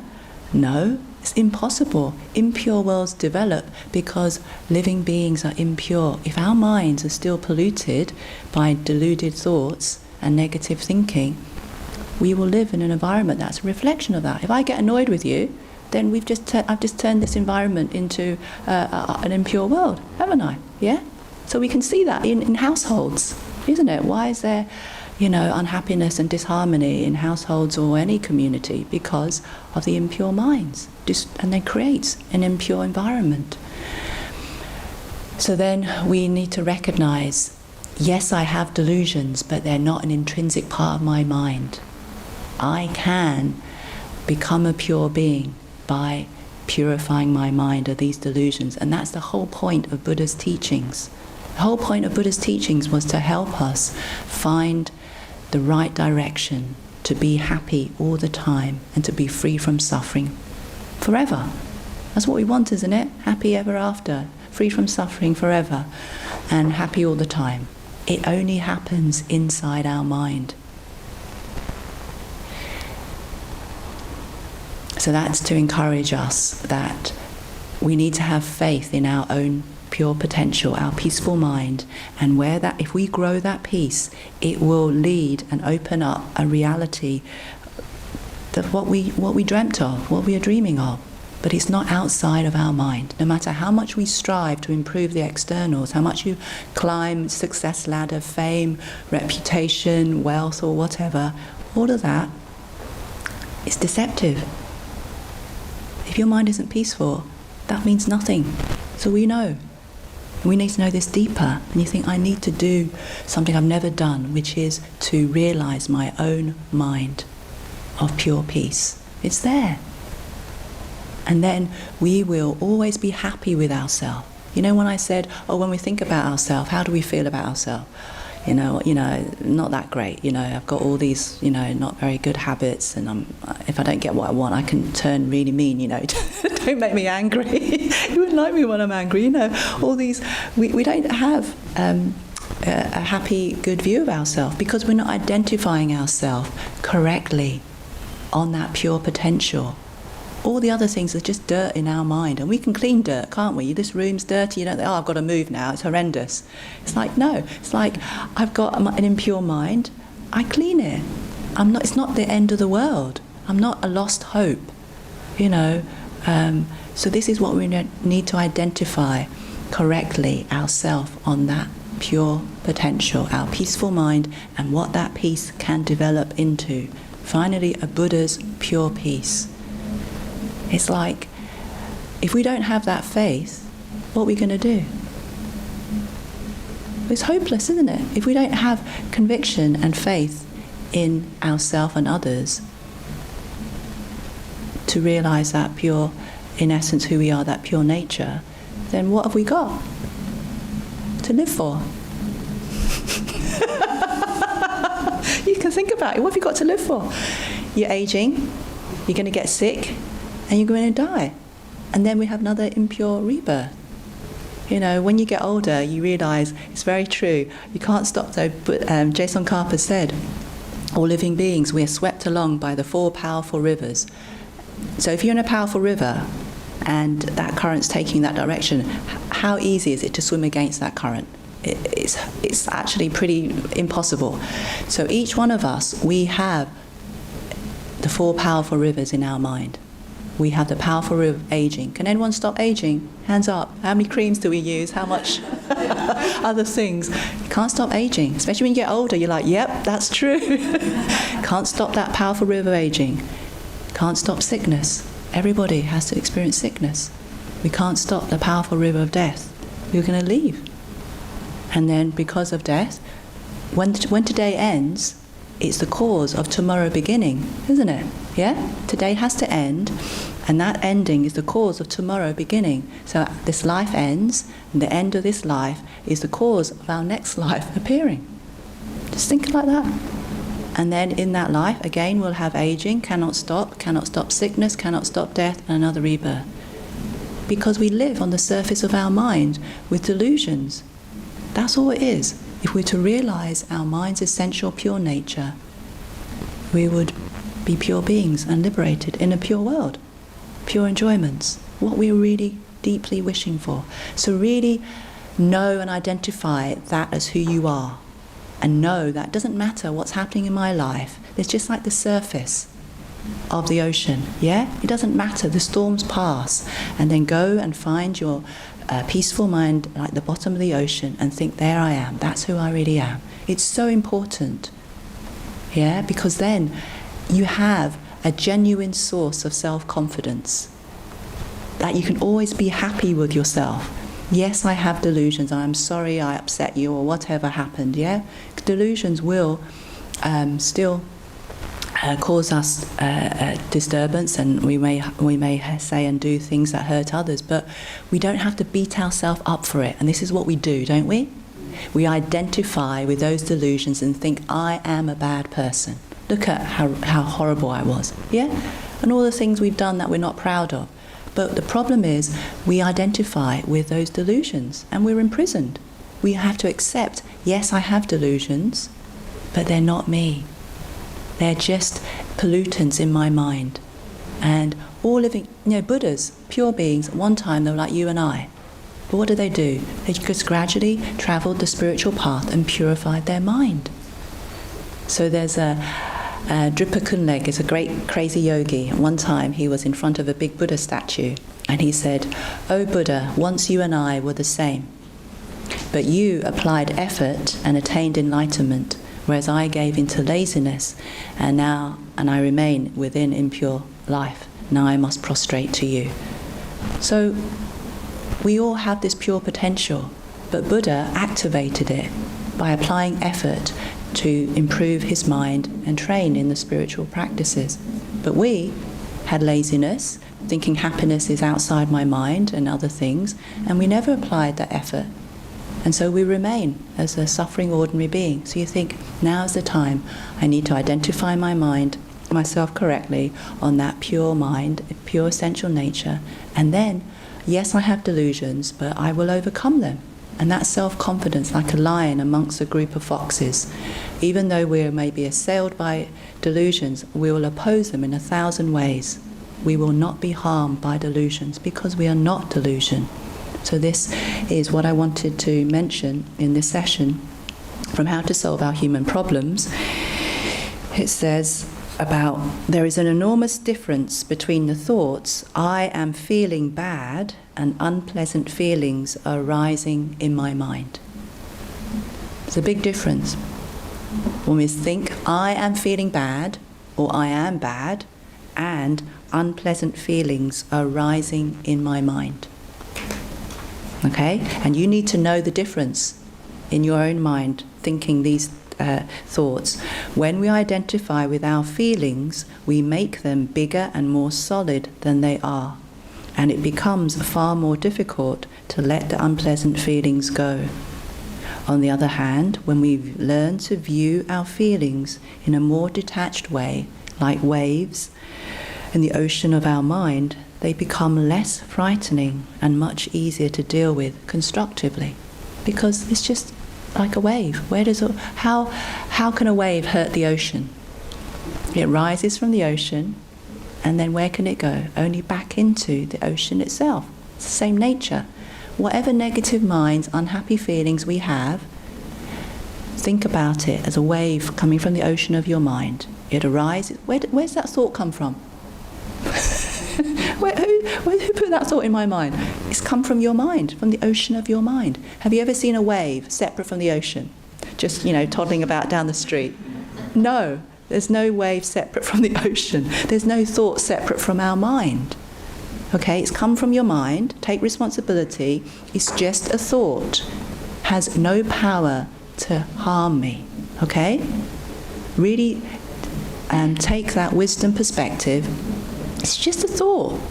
And I'm just feeling, unpleasant feeling. Arises from the ocean of my mind like a wave. So what can I do? Accept it. Dissolve it back into the ocean of my mind. And it's gone. What happens to the wave when it dissolves back into the ocean? The ocean's like, it's still there. Where is it? Which bit of the ocean is that wave? Well, it's gone, isn't it?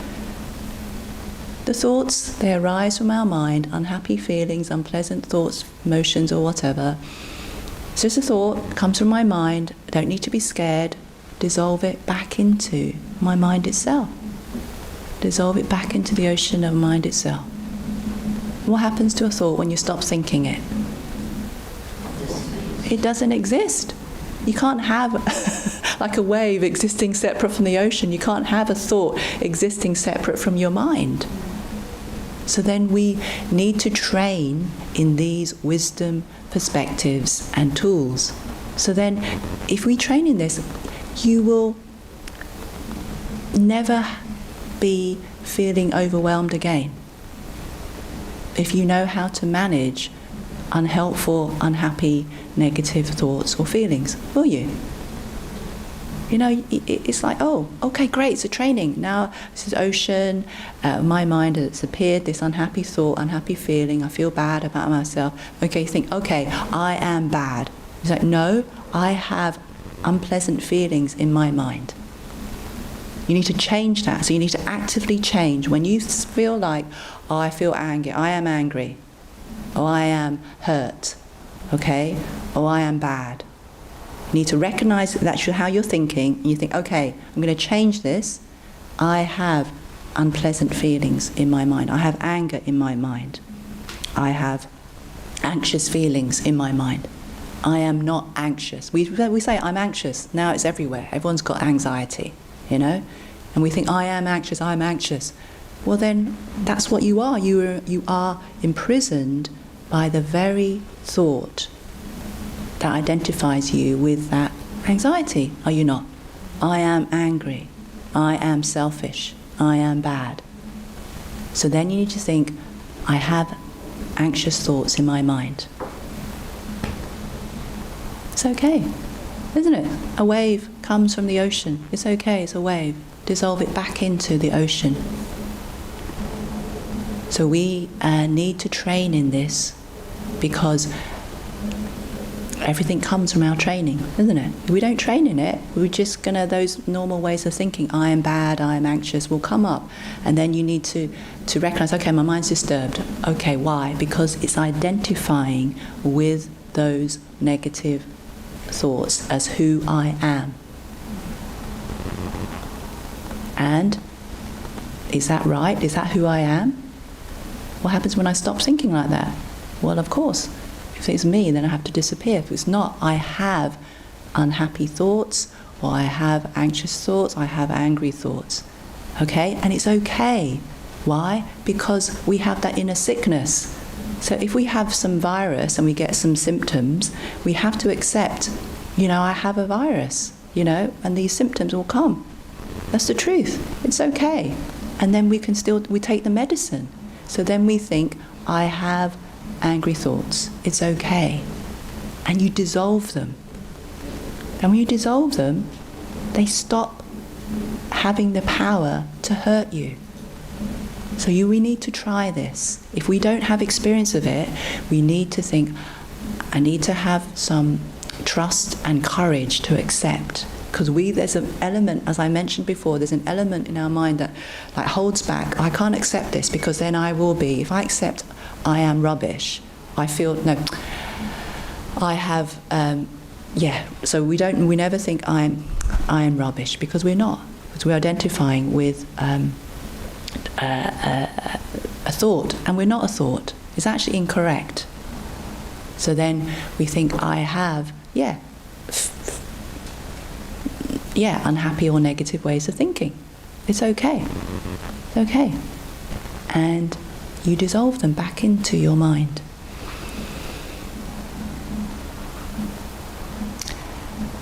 So if someone were to say to us, you're the greatest, you know, I really think you're the best. You're the bee's knees, you're really talented, and I think you're the most amazing person in the whole wide world.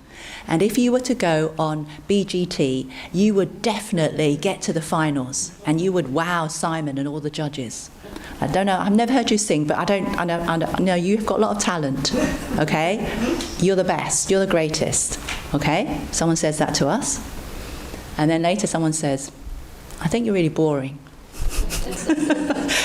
I think you're talentless, you're really boring, and you're pretty useless at everything, aren't you? I've seen you, and you pretty can't turn your hand at anything. You know, I've never met a more useless, rubbish person. Okay? All right, so which one of those person's views or thoughts is right or wrong? What do you reckon? No. None of them. Okay, do you agree? None of them are right or wrong? Why? They're just thoughts, yeah? Would you agree with that? Okay. So then what about the thoughts that you have about yourself? You think, well, they don't really know me. They're just, putting their own stuff on me. Our thoughts about ourselves, are they right or are they wrong? Wrong. Well, they're just thoughts. And whatever people think about us or whatever we think about ourselves, does it make us whatever they're thinking, whatever those thoughts are? It doesn't, does it? Think about that. Someone says, you're the greatest, or actually you're the most horrendous, useless person I've ever met. Does that thought, that what they've just told us, what their thought, does it make us the greatest or the most useless? No. Really, really think about that. So whatever thoughts we have about ourselves, do they make us? No. So why do we believe them?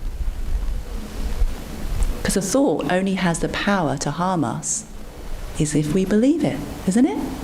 Oh, I'm the greatest, and we get a big head. Or I'm the worst, and then we're like completely, nobody, down in the dumps. A thought only has the power to affect us if we believe it. Yeah? So then we might think, well, okay, who are we really? Who are we? Who are you? Who are you? What are you really like? And if we check, we always grasp at there being a real person, an objective, real, situational person, yeah? So in this room, maybe say there's 30 of us, just at a guess, okay? There's 30 of us. And each one of us, each one of you, you have your own view or experience of this half-day course. Would you agree? Yeah, you have your own experience of this half-day course. And does anybody else have the same experience as you? No. And is your experience the correct experience? Is your experience the real half-day course? Do you know the real half-day course? Because you're experiencing it. I came to that KMC Liverpool, I had the half-day course and it was the best or it was the worst. Is that the actual, if we check, we are grasping at there being an objective truth, isn't there? Something existing outside that we experience. But each one of us, we experience a different half-day course, correct? Yeah? Does any one of us experience the definitive half-day course? No. An actual half-day course existing from its own side as anything, good, bad, neutral. Who's experiencing that? Nobody. Because there is no such existence of a half-day course separate from our mind. Okay? And if we got to know each other a bit more, and then we thought, oh yeah, I know such and such a person, we would have all different views of each other, would we not? What do you think? Yeah? We would have 30 different views of one single person. We'd always come around and chat and da-da-da-da. We would have, each one of us hold a completely different view, 30 different views of one single person. Yeah? So who is that person? Who are they? They're only created by our mind, are they not? By our perception, our thought. Oh, I like them, I don't like them. They're good, they're bad, whatever. Yeah? So then, there is no person existing with any characteristics from their own side. Our mind is what creates that person, with how we think about them. Yeah, can you see that? It's so important because now we're recognizing, okay, my mind is creating everything. Who I think I am, who I think other people are. They're not like that. So we think they really are, aren't they? We think people are like that, and we just happen to observe them. No, they are only what we think of them. We can think, oh, they're an angry person. Okay, maybe they got a little bit upset over something. But in reality, we can actually understand that they're a suffering person. Why? Because they don't choose to be angry. They are afflicted with their sickness of anger. So they're suffering as a result. So they're a suffering person. So that a person does not have characteristics from their own side, as in the section on how to understand the mind that Venerable Geshe talks about, Venerable Geshe Kelsang talks about. So then, what an object is depends entirely upon how our mind imputes names or labels, or thinks about an object, including ourselves and other people, isn't it? So then, when we begin to understand that, we begin to understand the most profound truth. Our mind is creating everything. Ourself, our world, other people, by how we think about them. So when you understand this, why do you want to create horrible, suffering people, or horrible self? Isn't it? Our self is only horrible because we've named it horrible, haven't we? Oh, you're rubbish. You're the most horrendous person I ever know. That's just thoughts. We've created that person through a thought. But there's no person there. Because if there were, everyone would see that, but no one does, because everyone sees their own subjective appearances coming from their own thoughts. So what this helps us understand is, why do I allow my mind to create myself and others as suffering, impure, horrible? Which is what our mind does, isn't it? So then with this wisdom, we can begin to create the world we wish for, which is the pure world. So then we can identify everybody, in essence, they have a pure nature. Think about that. We've just identified ourselves and our peaceful mind as who we really are, and the delusions are just inner pollutants contaminating and poisoning our mind. Well, this is the same for every single living being, isn't it? Everybody is tormented by delusions. They don't want. Put your hands up if you want to keep anger in your mind, keep selfishness, keep jealousy, keep attachment. Put your hands up if you want to keep all those negative minds.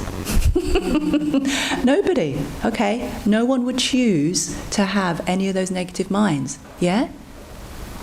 But they poison and pollute and torment our mind. They are the enemy of ourself and all living beings. But they are not who we are. In essence, every single living being is a future pure being, a future Buddha.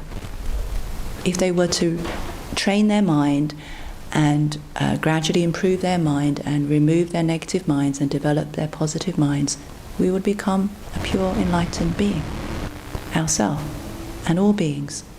So then when we hold this understanding, what we see in every living being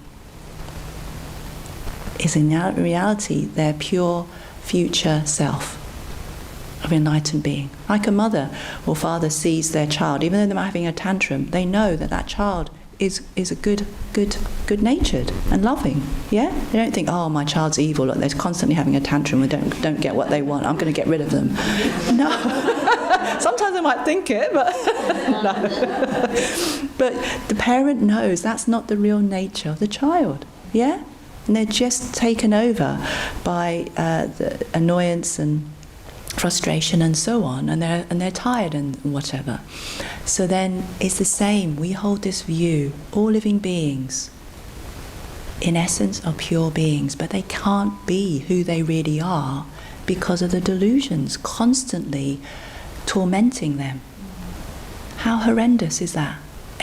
We and all living beings, we have this essential pure nature, but we can't experience or access it. How deeply tragic and sad is that? Yeah? And then we have this deep, compassionate wish. How wonderful it would be if I and all living beings were free from the inner enemy of delusions and accomplished our essential pure mind, enlightened mind. And we held that truth in everybody. And when they would behave deludedly, we would recognize that's the inner sickness that's tormenting them. May they be free. I'm going to help them. How? By myself not getting, having that sickness myself, getting angry with them. We just have a toxic, cocktail, don't we? My delusions, their delusions, anger and anger, fighting. There's no happiness, there's no peace. So then we can recognize how this way of identifying ourselves in relation to ourselves and then extending it to others allows us to see beyond the surface of our mind and the delusions constantly, like the waves, battering the ocean. Is like, in essence, every single living being has that pure nature, but we can't experience it. How deeply sad is that? And then we think, I will realize my own pure mind so that I can lead all beings to that same state. Okay, let's do this meditation. So we identify ourselves on our pure mind.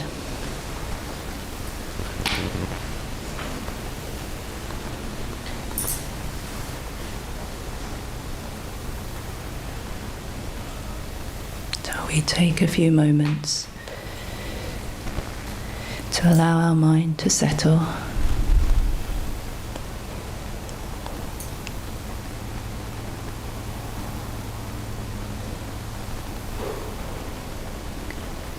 So we can bring our awareness down to our mind at our heart, like going to the depths of the ocean, far from the crashing waves, on the surface of our mind, like the surface of the ocean.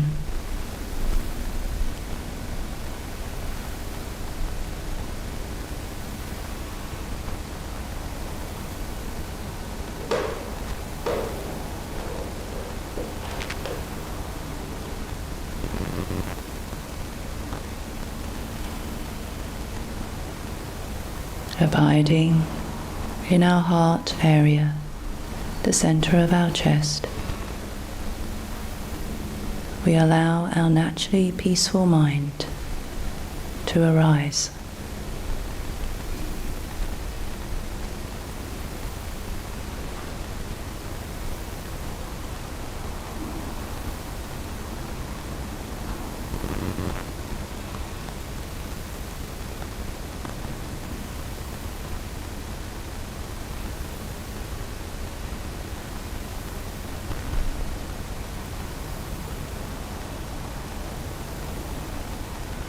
Just allow your mind to deeply abide and relax into your mind's natural, peaceful state.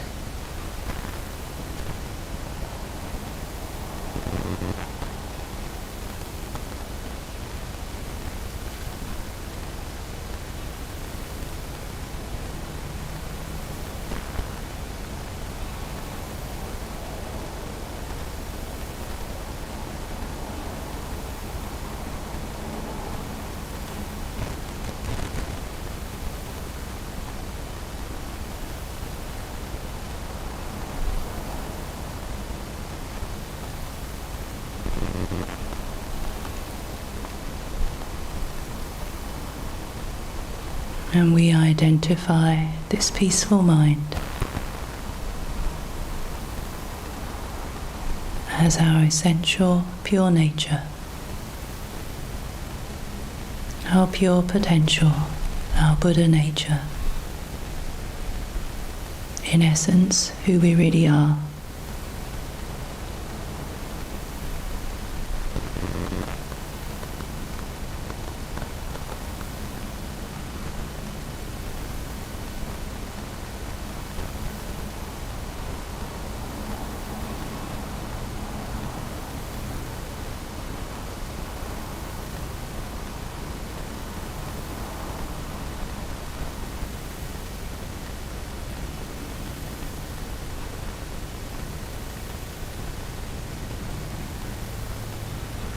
And from this peaceful perspective, we can bring to mind some unhappy thoughts, negative feelings. When we've got annoyed at something, when we've become upset, some unpleasant feelings in relation to ourselves or others.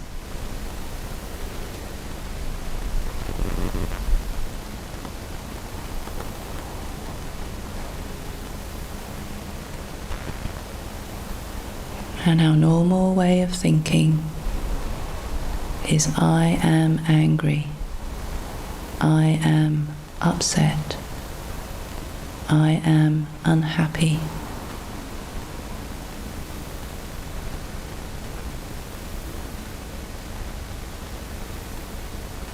And through thinking like this, we identify ourselves incorrectly on those deluded thoughts or negative feelings.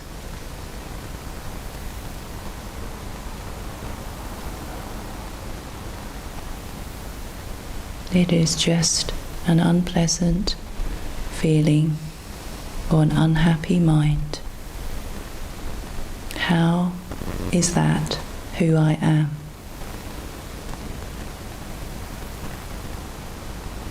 That is not who I am. I have unpleasant feelings. I have angry minds. So we change our understanding and perception of those negative feelings or unhappy minds, thinking I have unhappy thoughts or feelings, but I am not those unhappy thoughts or feelings.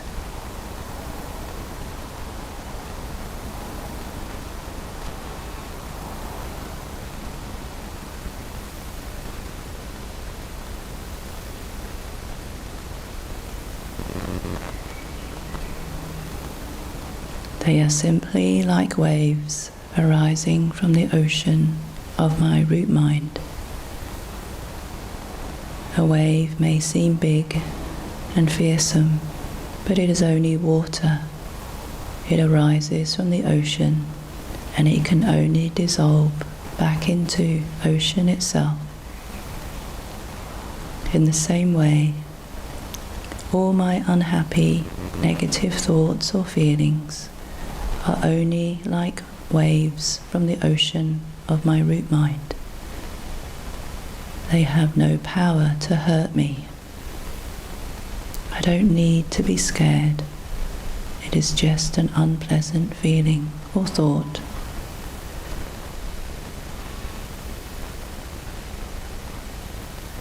And I accept and dissolve it back into my mind from where it came.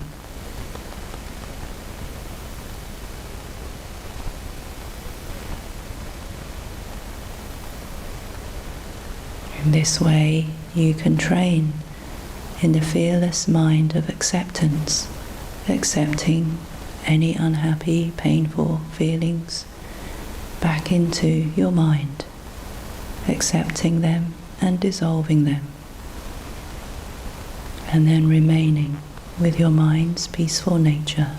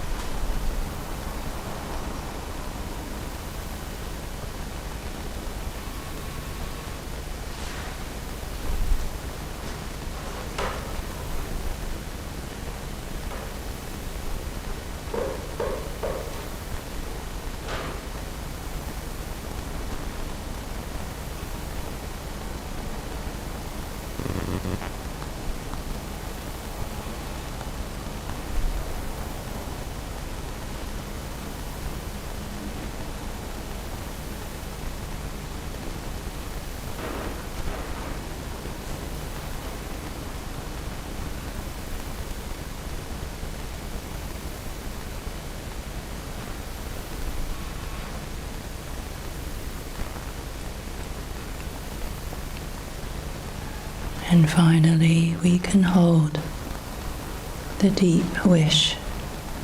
May I and all living beings realize our pure, essential nature, our pure potential, our Buddha nature, who we really are.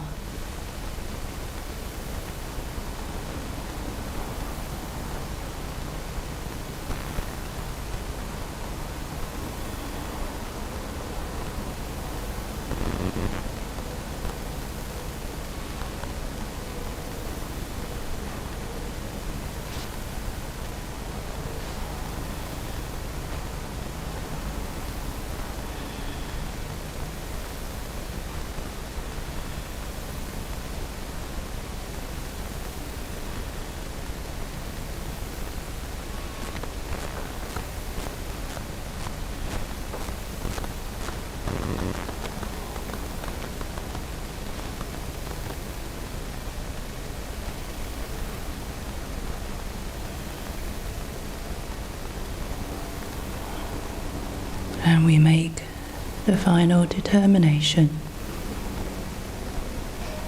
When I arise from meditation, I will always identify myself on this pure nature and see this is the same for all living beings. See their pure potential, their good heart.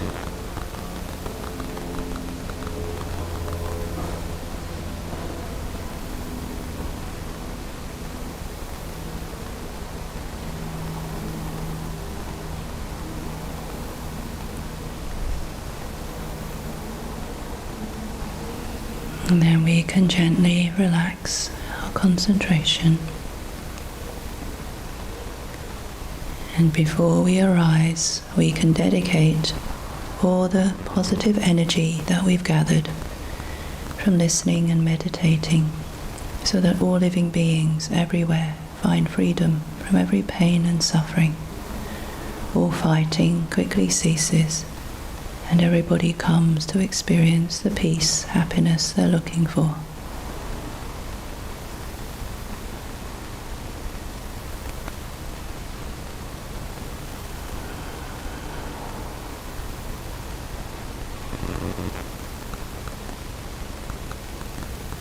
Then we can gradually arise from our meditation.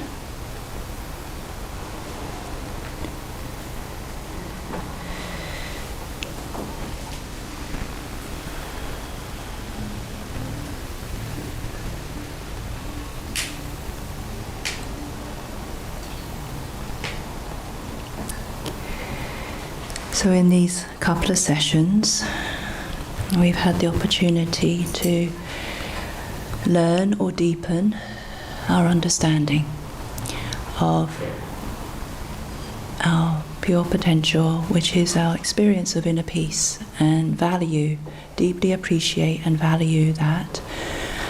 And so please think about what you've heard in this couple of sessions and decide what you want to take away to try to practice and apply, because that's where the real magic comes from, because then you will know from your own experience. So we're going to have lots of opportunities. Things are not going to work out how we want. We're going to have unhappy minds, and then you're like, oh great, I can train with this unhappy mind. How wonderful. It's like if I want muscles, I don't want to just lift polystyrene weights. I want to, lift heavy weights to build those muscles. If we want to really find deep peace and happiness and perfect our patience, we need to have some challenges, which will come naturally. So you think, okay, I've got some unhappy feelings. Great, I know what to do with them, isn't it? Just think, oh, I've got some unhappy feelings. Great. What I'm going to do? Accept. It's okay. Why? It's just a wave coming from the ocean of my mind. I don't need to be scared. Even that, I don't need to be scared. Oh, it's okay. I just feel a bit bad. I have some bad feelings in my mind. It's okay. Dissolve it back to that peace and identify that peace as who you are. Really train, because then you will have that ability to just pull it out of the bag when you next have an unhappy mind.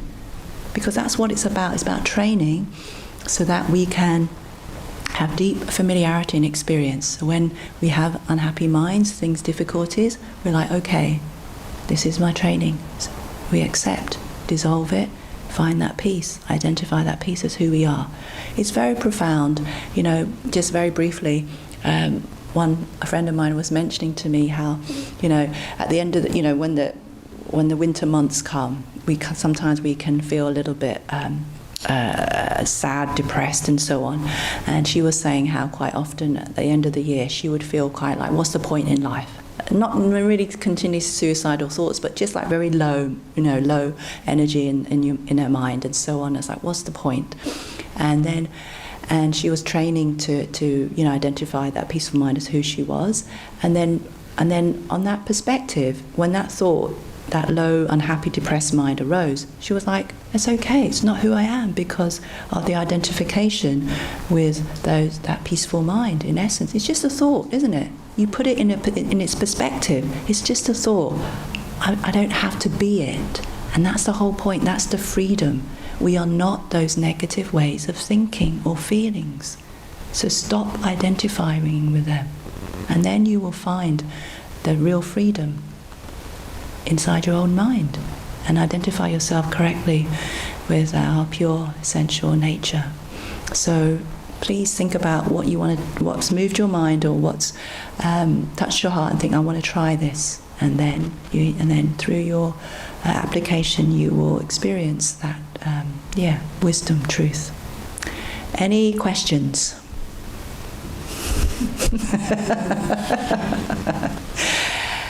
Thank you very much for giving me this opportunity and having this time together to share Buddha's wisdom, and we just keep going because we know the direction that we're going inside to our peaceful, pure, good heart. So thank you very much.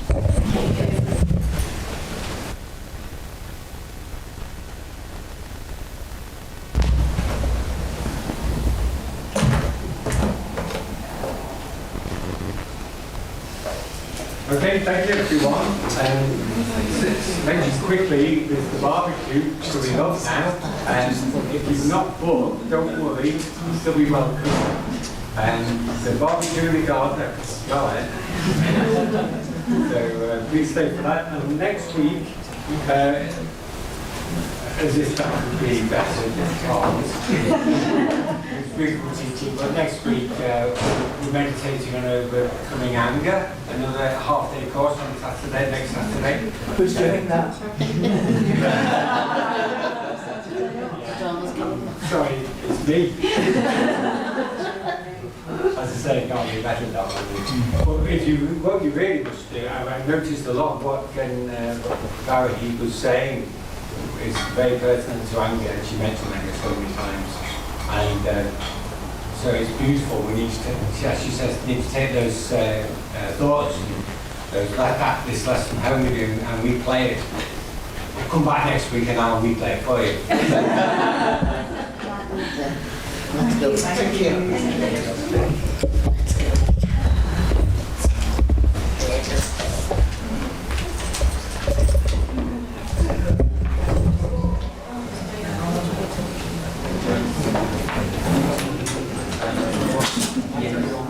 Just send me a reminder. That's lovely. Yeah, good to see you, Lauren. Yeah, great. Do you want my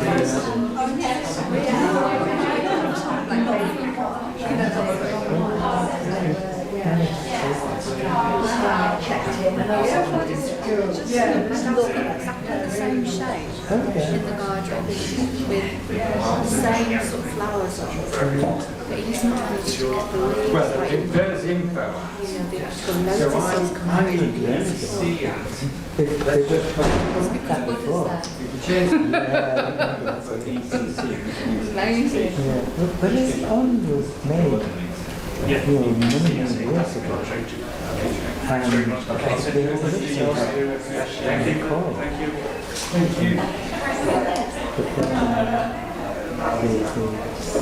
But then they finished with that. I think maybe someone left away.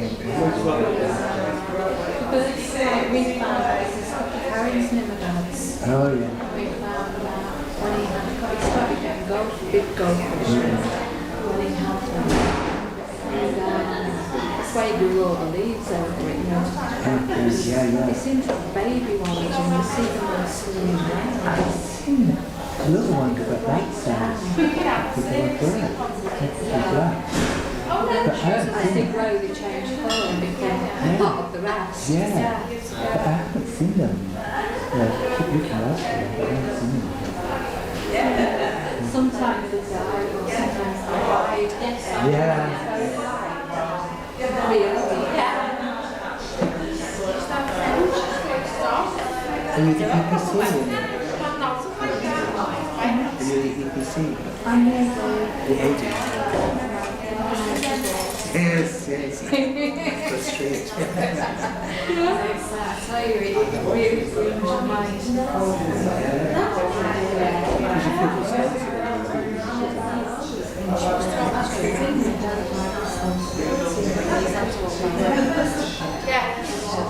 Oh, I think that's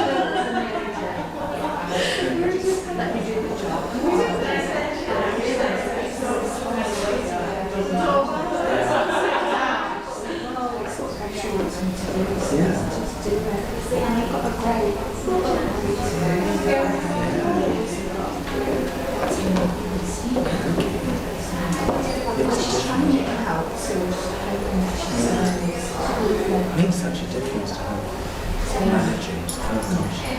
When I was in North Carolina, eventually during the pandemic, I had no managers. Oh god. So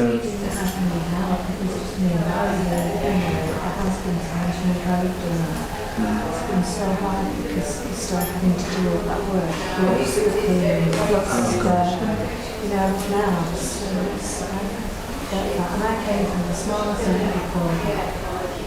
Vera doing the publicity. She likes it. Let's be doing everything I can do. Now, she's got to take off. She really,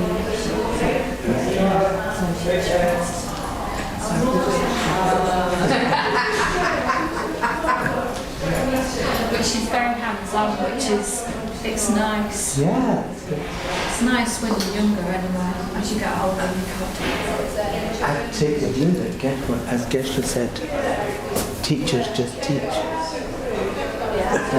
And it's great. It works, doesn't It it? was, doesn't it? Yeah. And you just hand over the responsibility to other people and they can do it. You know? Yeah. But you just got to have a little bit of faith in him, haven't you? Yeah. You've got to trust him. Yeah.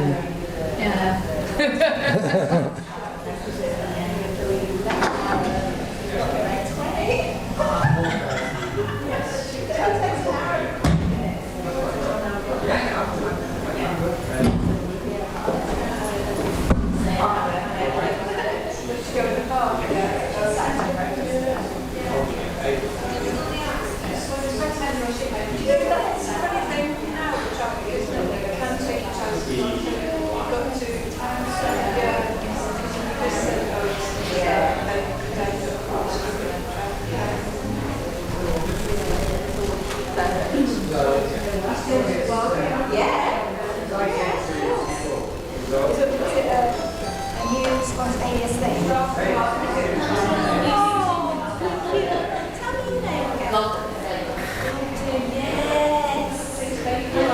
How you doing? You live at the centre? Yeah. Like not to We're on the top. Yeah. I have come to Latvia. Where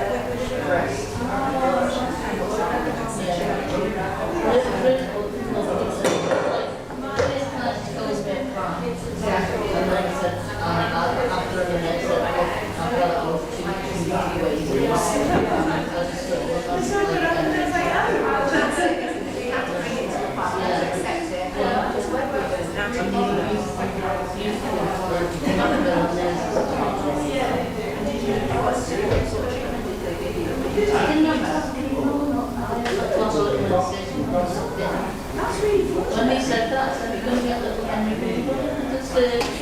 wow. Because Jen had, she had Yeah. It's really bad. I'm on tablets for the hormone tablets. That's why I get hot. Okay. That's why I always is on. Nobody talks about it. That's great. Yeah, it's good, yeah. This is massive. I was like, the teacher was like, I didn't plan any of this, but then just go for it.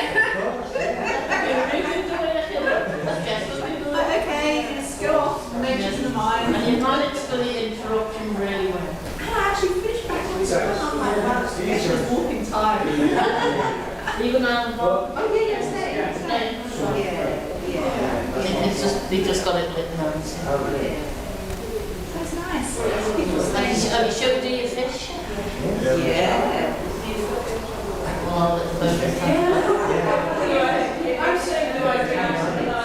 Give you help to practice compassion, don't you? When we see them swimming around. Then I've got a case for my phone. Yeah. It's wonderful. Oh, you couldn't take photos? Yeah. Oh, you have to do it. I know. I got it in Florida. Yes. Goodbye, Florida. I should do it. Somebody dropped the phone. I like to go in the pocket. And go in the Oh, And is it?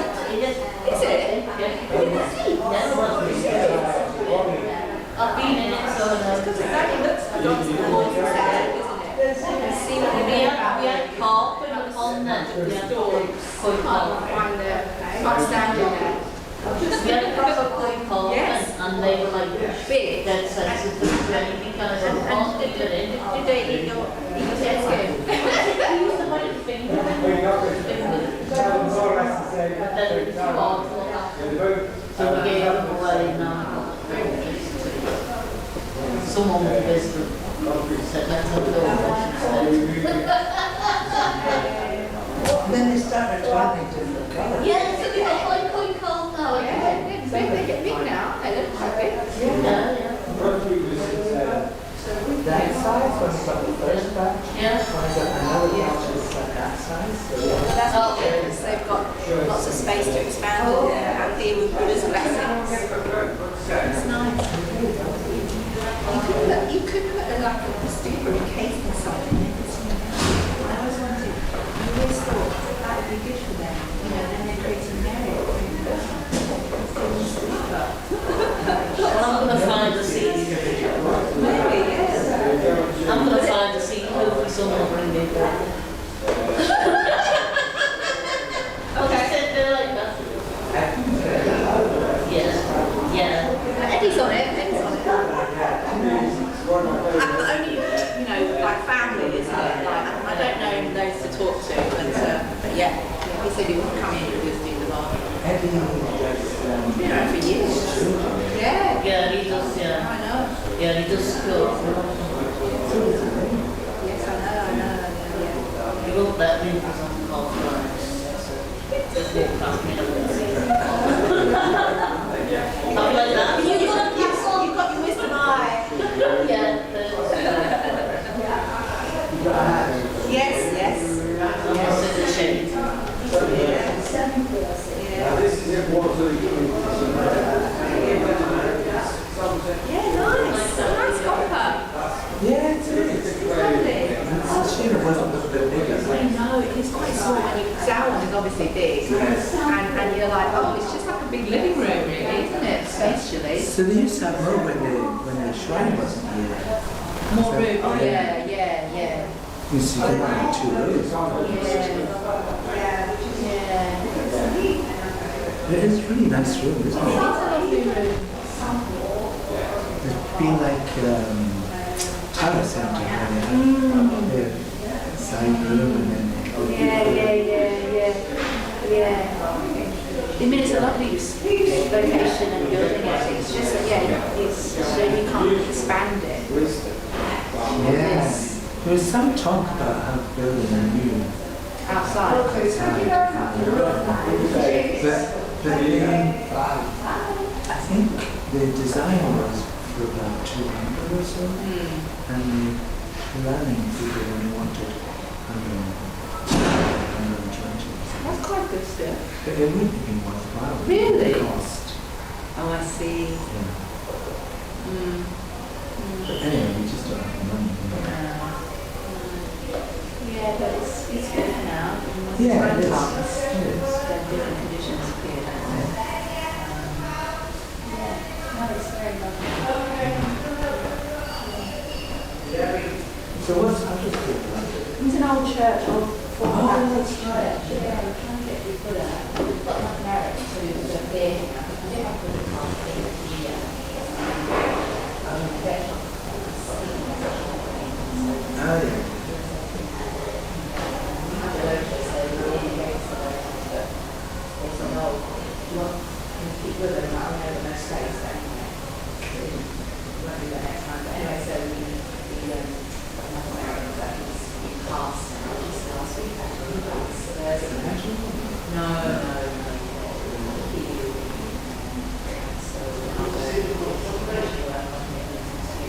How do you do that?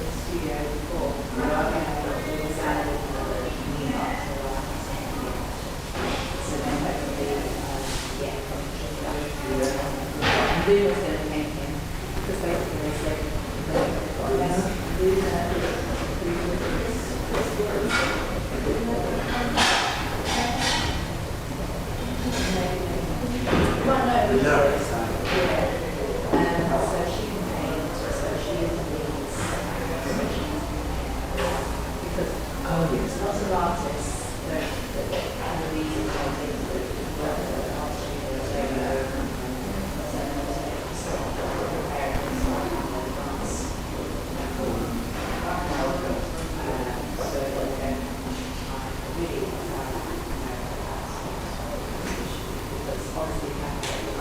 It's all good.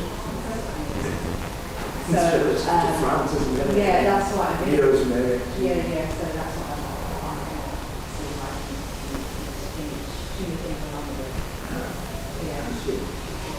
It was, we filled the lotus, which is good, just proper sexual back.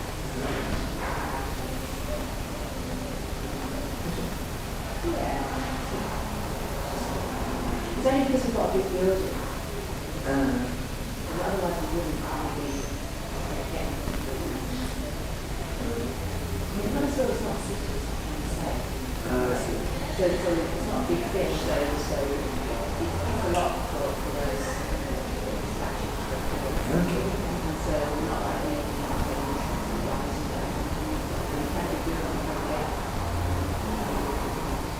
yeah, Hansel is just very That totally good. It's not. yeah, that's what I mean. So I'm not surprised. Got obstacles to appear and that's what oh yeah, really.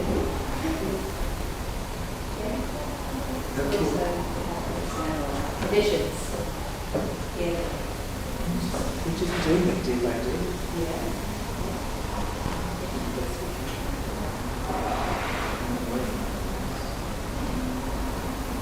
Is that room okay for you? I need there for like half an hour, not even. And Simon comes to us. He comes in the morning to lunch.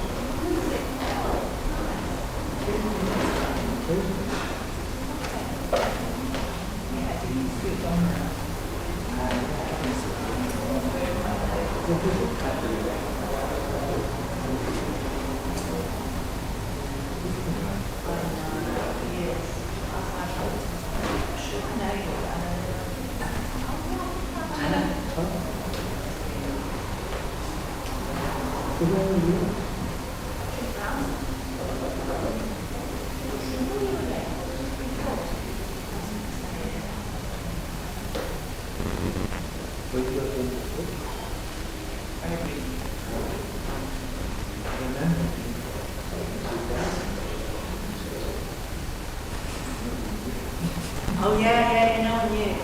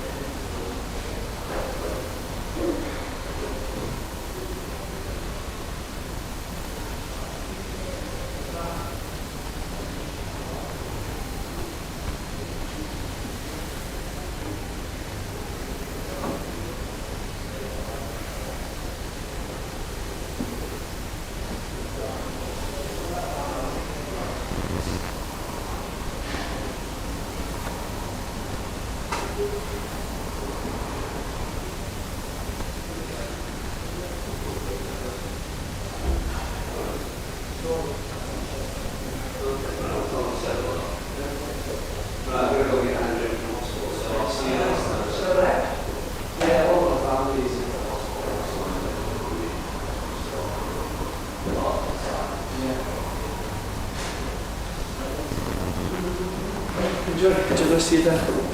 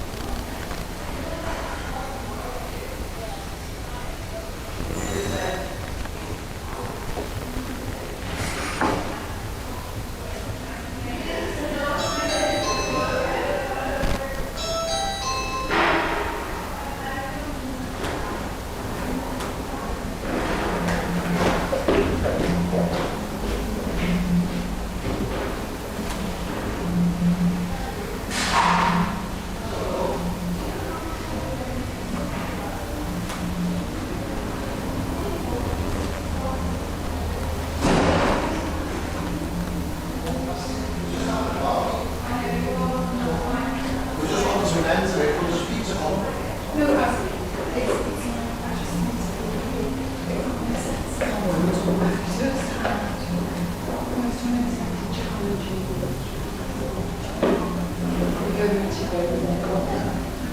we just had a course this morning.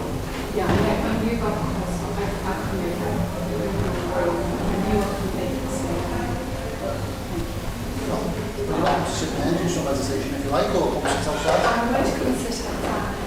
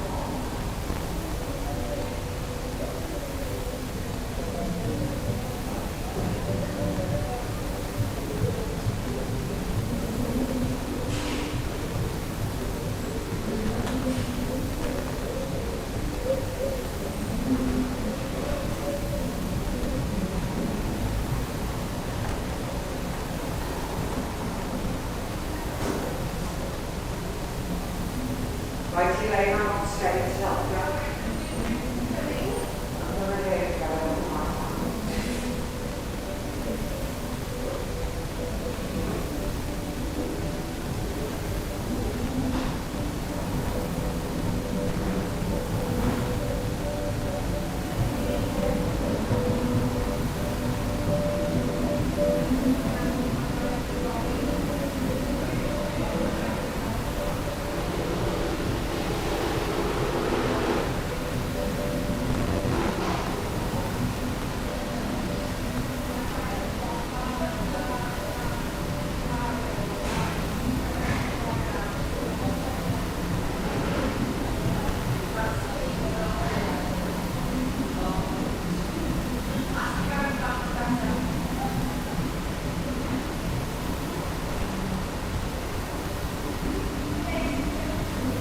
Yeah, I was going to go with the African yoga, and the iconic baby walker.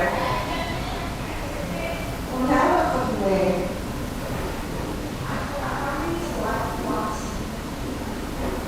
There's loads out there that I love pretty late.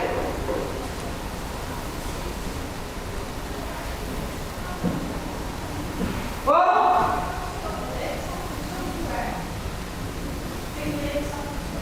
On the Tupperware cupboard. That's the obvious place. Yeah. Well, no, they'll be out there because you'll put out the lids on thing.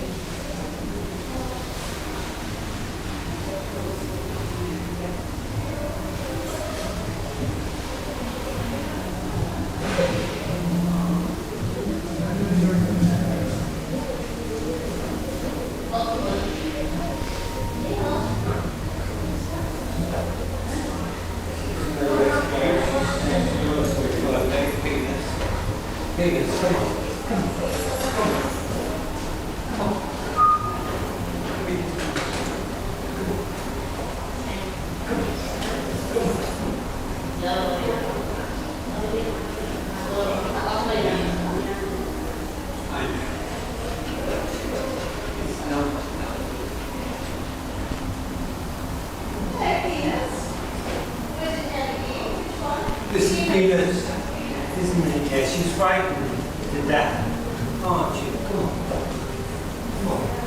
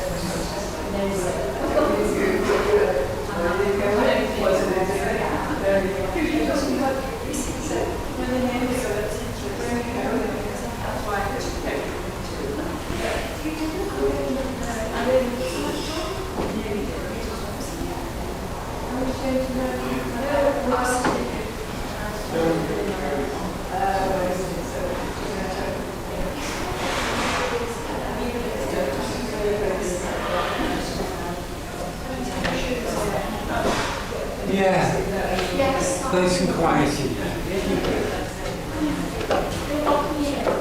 I'll close the door, but I won't lock you in.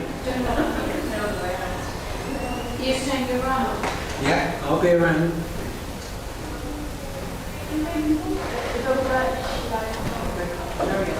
No.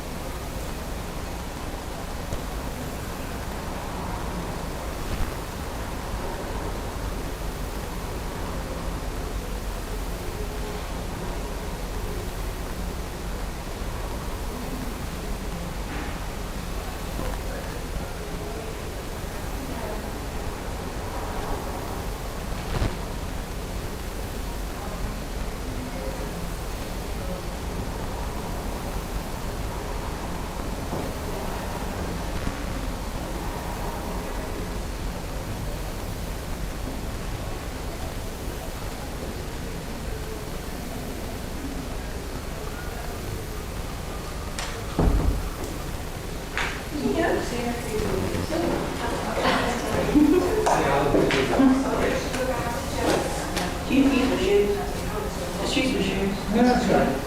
It's still here. Can you see them? Can you see the buttons? Don't wear the floor. Can you see them? Oh. Hey? You doing all right? Can you see the buttons?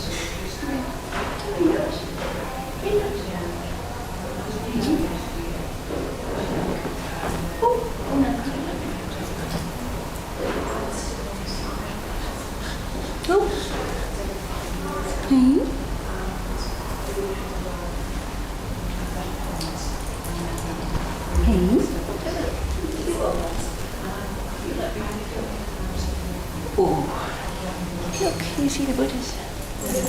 Yeah. Can you see? Yeah. Can you see?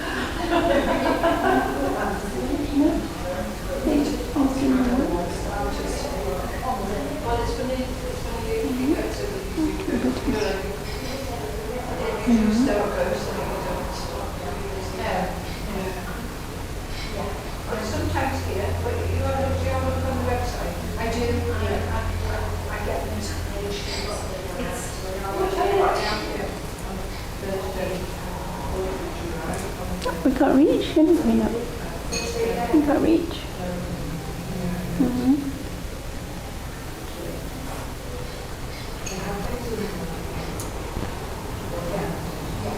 Just pop one out.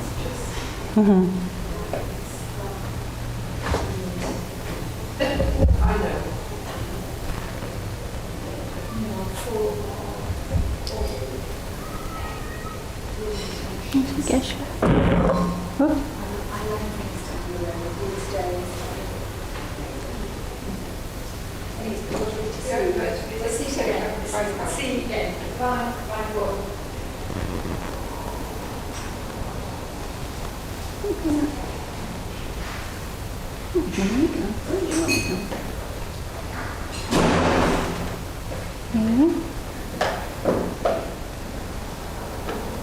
Oh, the casing. He is.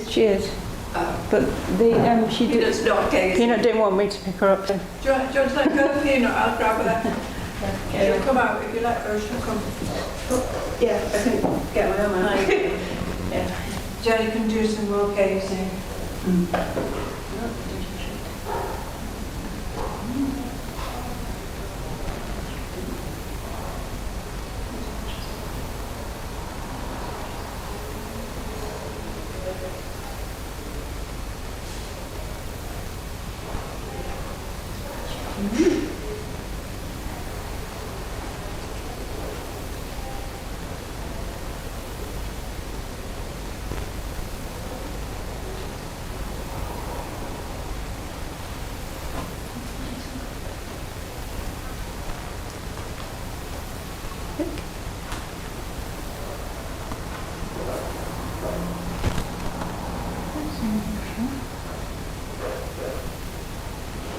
Very nice.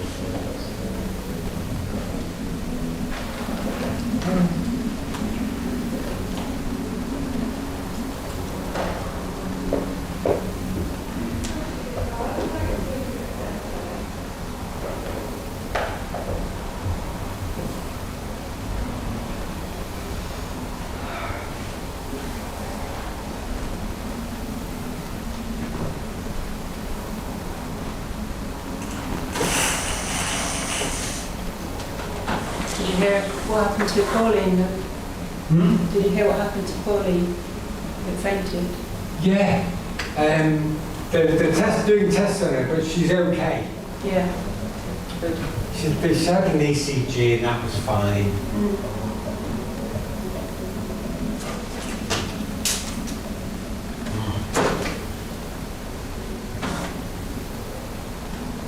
Now I'm stuck. There you go.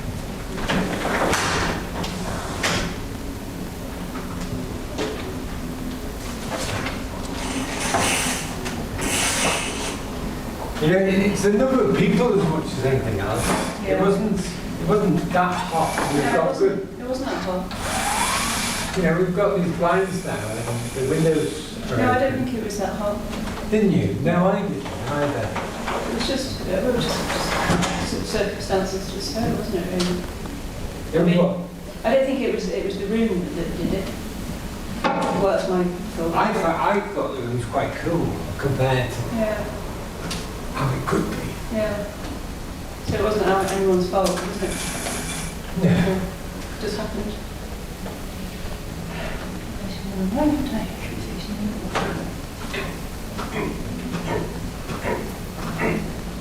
Your hand. I think I need the long pole. Which I'm loath to bring in. Loathed, are you? Loath. Loathed. Yeah. Loath. With it. You sit down. It's going to stay in there. Oh. Oh, mate.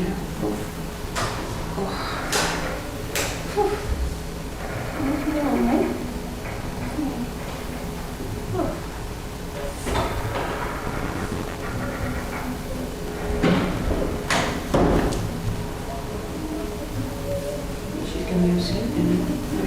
You've got about 10 minutes. Yeah, don't normally.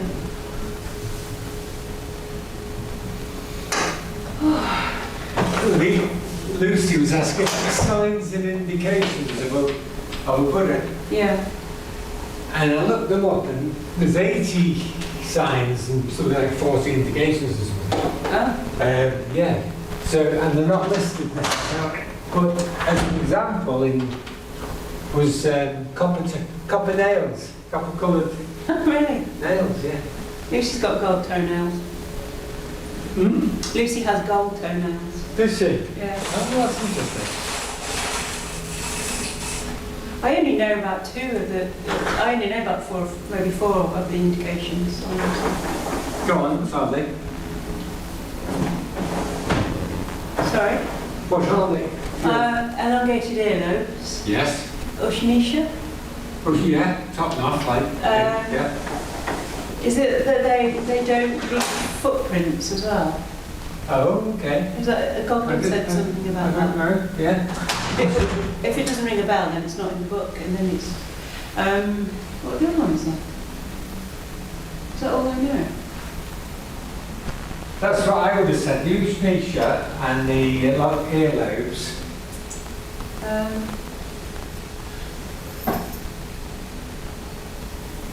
I don't know what the other ones are. Do you? No. Oh, Other than this copper coloured nails, right. and then there was something else that said. Okay, let's have a look. I do think Godwin said they don't leave footprints, something like that, or slightly levitated, one or the other.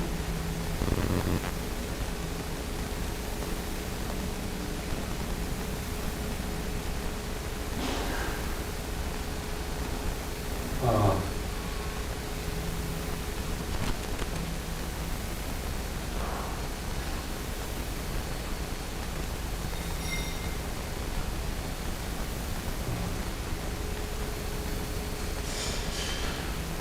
Is it anything to do with, is the actions of a Buddha, the actions of an enlightened being, are they different?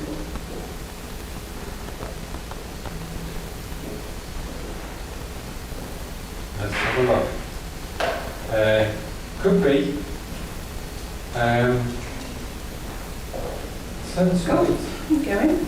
Hold on. I need to escape. Oh. That's he running. He's going running. Back in a minute. There's money. Picture of the Dharma wheel on the palms of their hands and soles of their feet.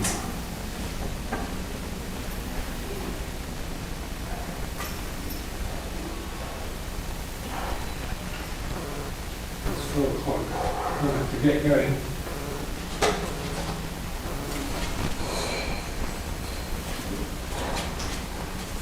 Pauline, Pauline, Pauline, Pauline.